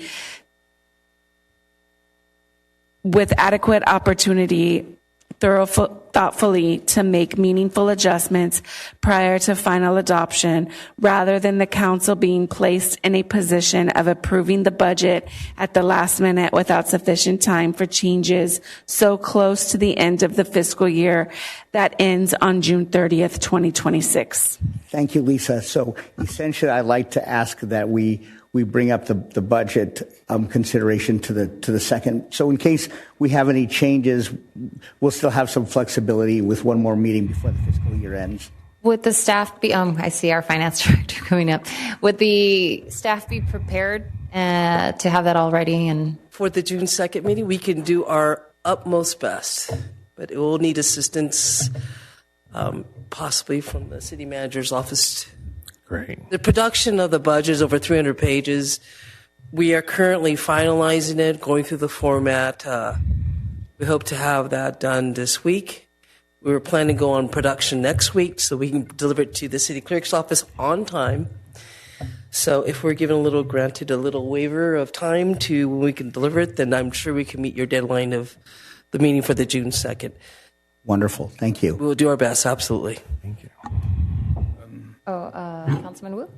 Okay, and city manager, how do you think? Okay, and is that a requirement or is a need? We have to do it, let rush on the June 2nd, or they have more time to prepare, so they have a clear budget in detail and have us to approve in the second meeting of June. And I don't want to rush it where you make mistakes. Yes. And then I do not want to make any mistakes. Trust me, that is the last thing we want to do, but we will do our best for June 2nd. We're not in the rush to go to the June 2nd, right? But the worry is I went through so many budget, and I think, I hope you understand. And, this is just a lot of, and I went to 2018 6th budget in August. We didn't approve till August. So I went through it. Okay, so I understand how difficult, but I prefer safe and sorry rather than sorry.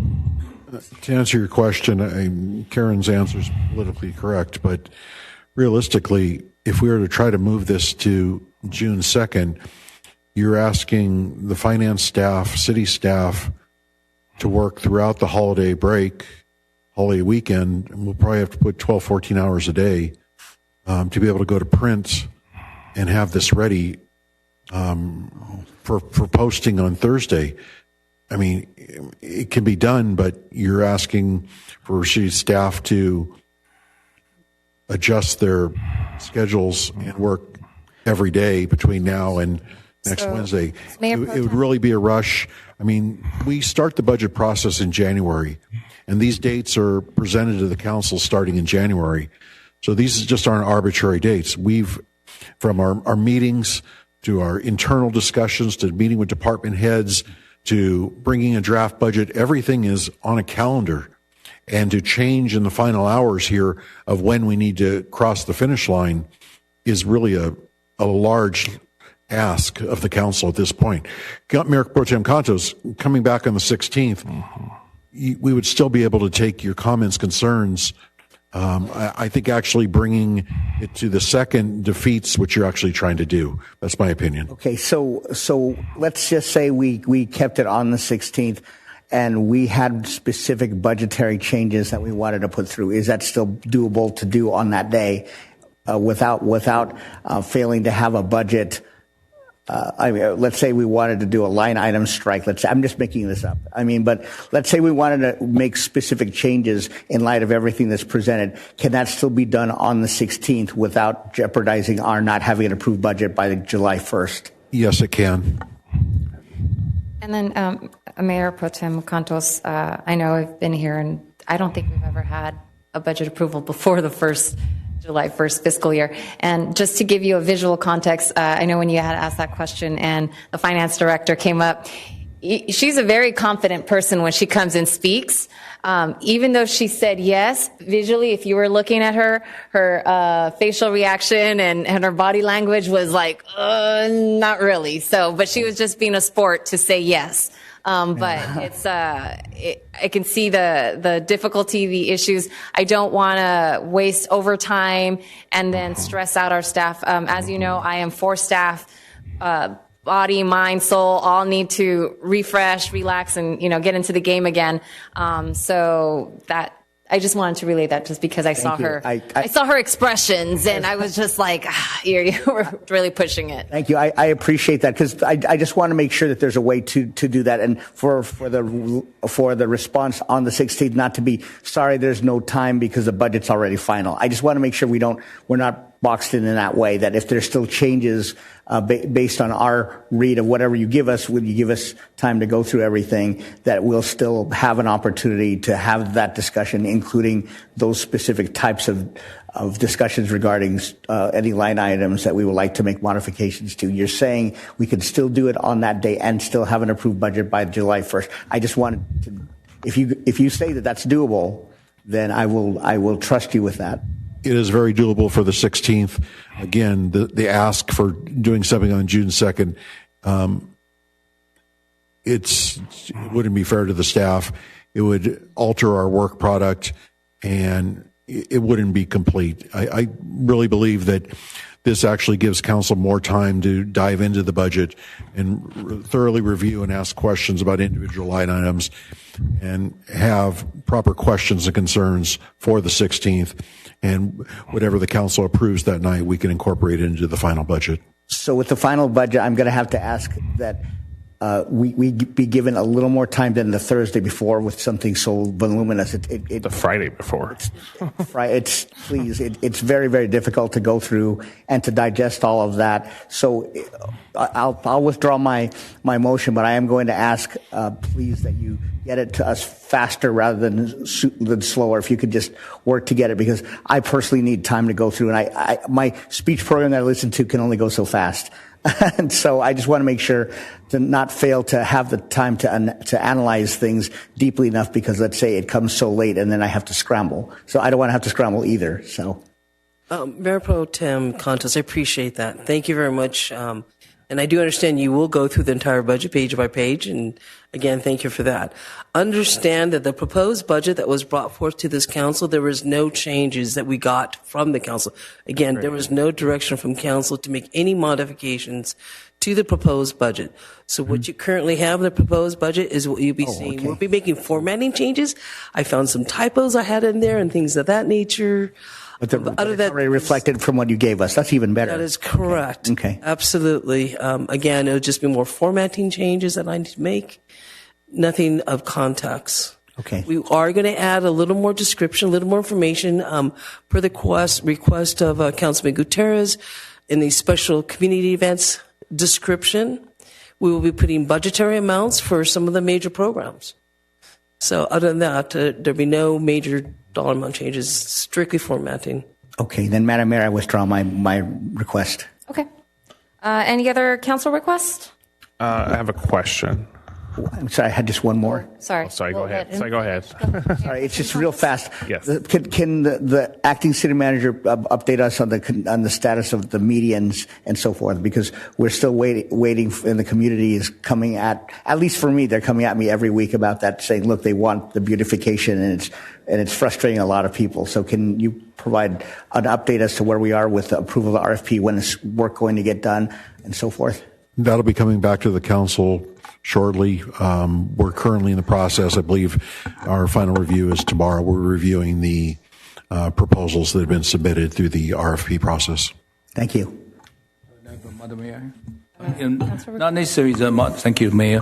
Not necessarily, Madam Mayor. I just want to clarify the process. Like one of the city council member for 4 months use almost $6,000 on the allowance.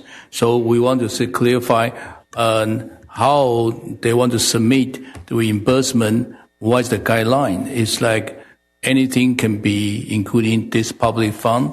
Okay, this is allowance is a public fund. So I know it's a public record. So and all the city council how they use reimbursement and it should be disclosed.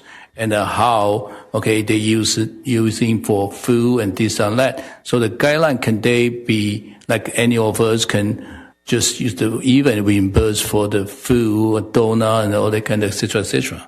And with 4 months using up at $6,000, that's a lot of money. Okay, and I second that, because we have each council has a budget of $5,000, but one council for the whole fiscal year. And I guess a resident pulled a public record request on all of us for just the 4 months, and one council here is almost at $6,000, and I don't even know how much. And it just like what one of our residents said, there's a GoPro camera and a printer and donuts to the fire station, which usually I know like Councilwoman Diaz, she bakes cookies, but she never asks reimbursement when she gives cookies out. And, same thing, like I've spent money out of my own pocket and I don't ask for reimbursement.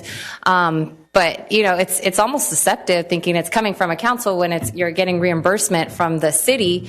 And what happens, if we're holding the city and the resident and budget, because we are talking about budget, holding them fiscally responsible to not go over budget, but a council member is going over budget and nothing occurs and it's nothing out there.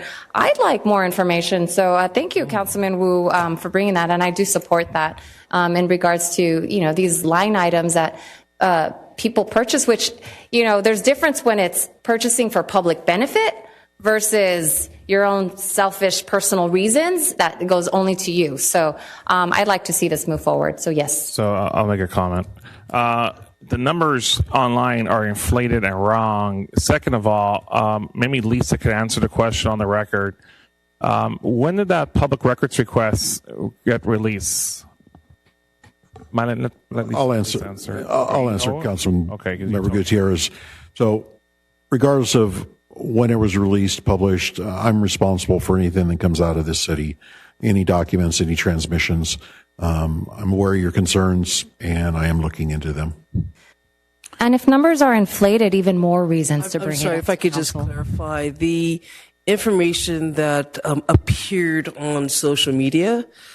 Just understand that when there's a public records request, when it has to do with finances, that comes from my department, from the finance department. So therefore, I had not prepared anything in response to the public records request to that extent.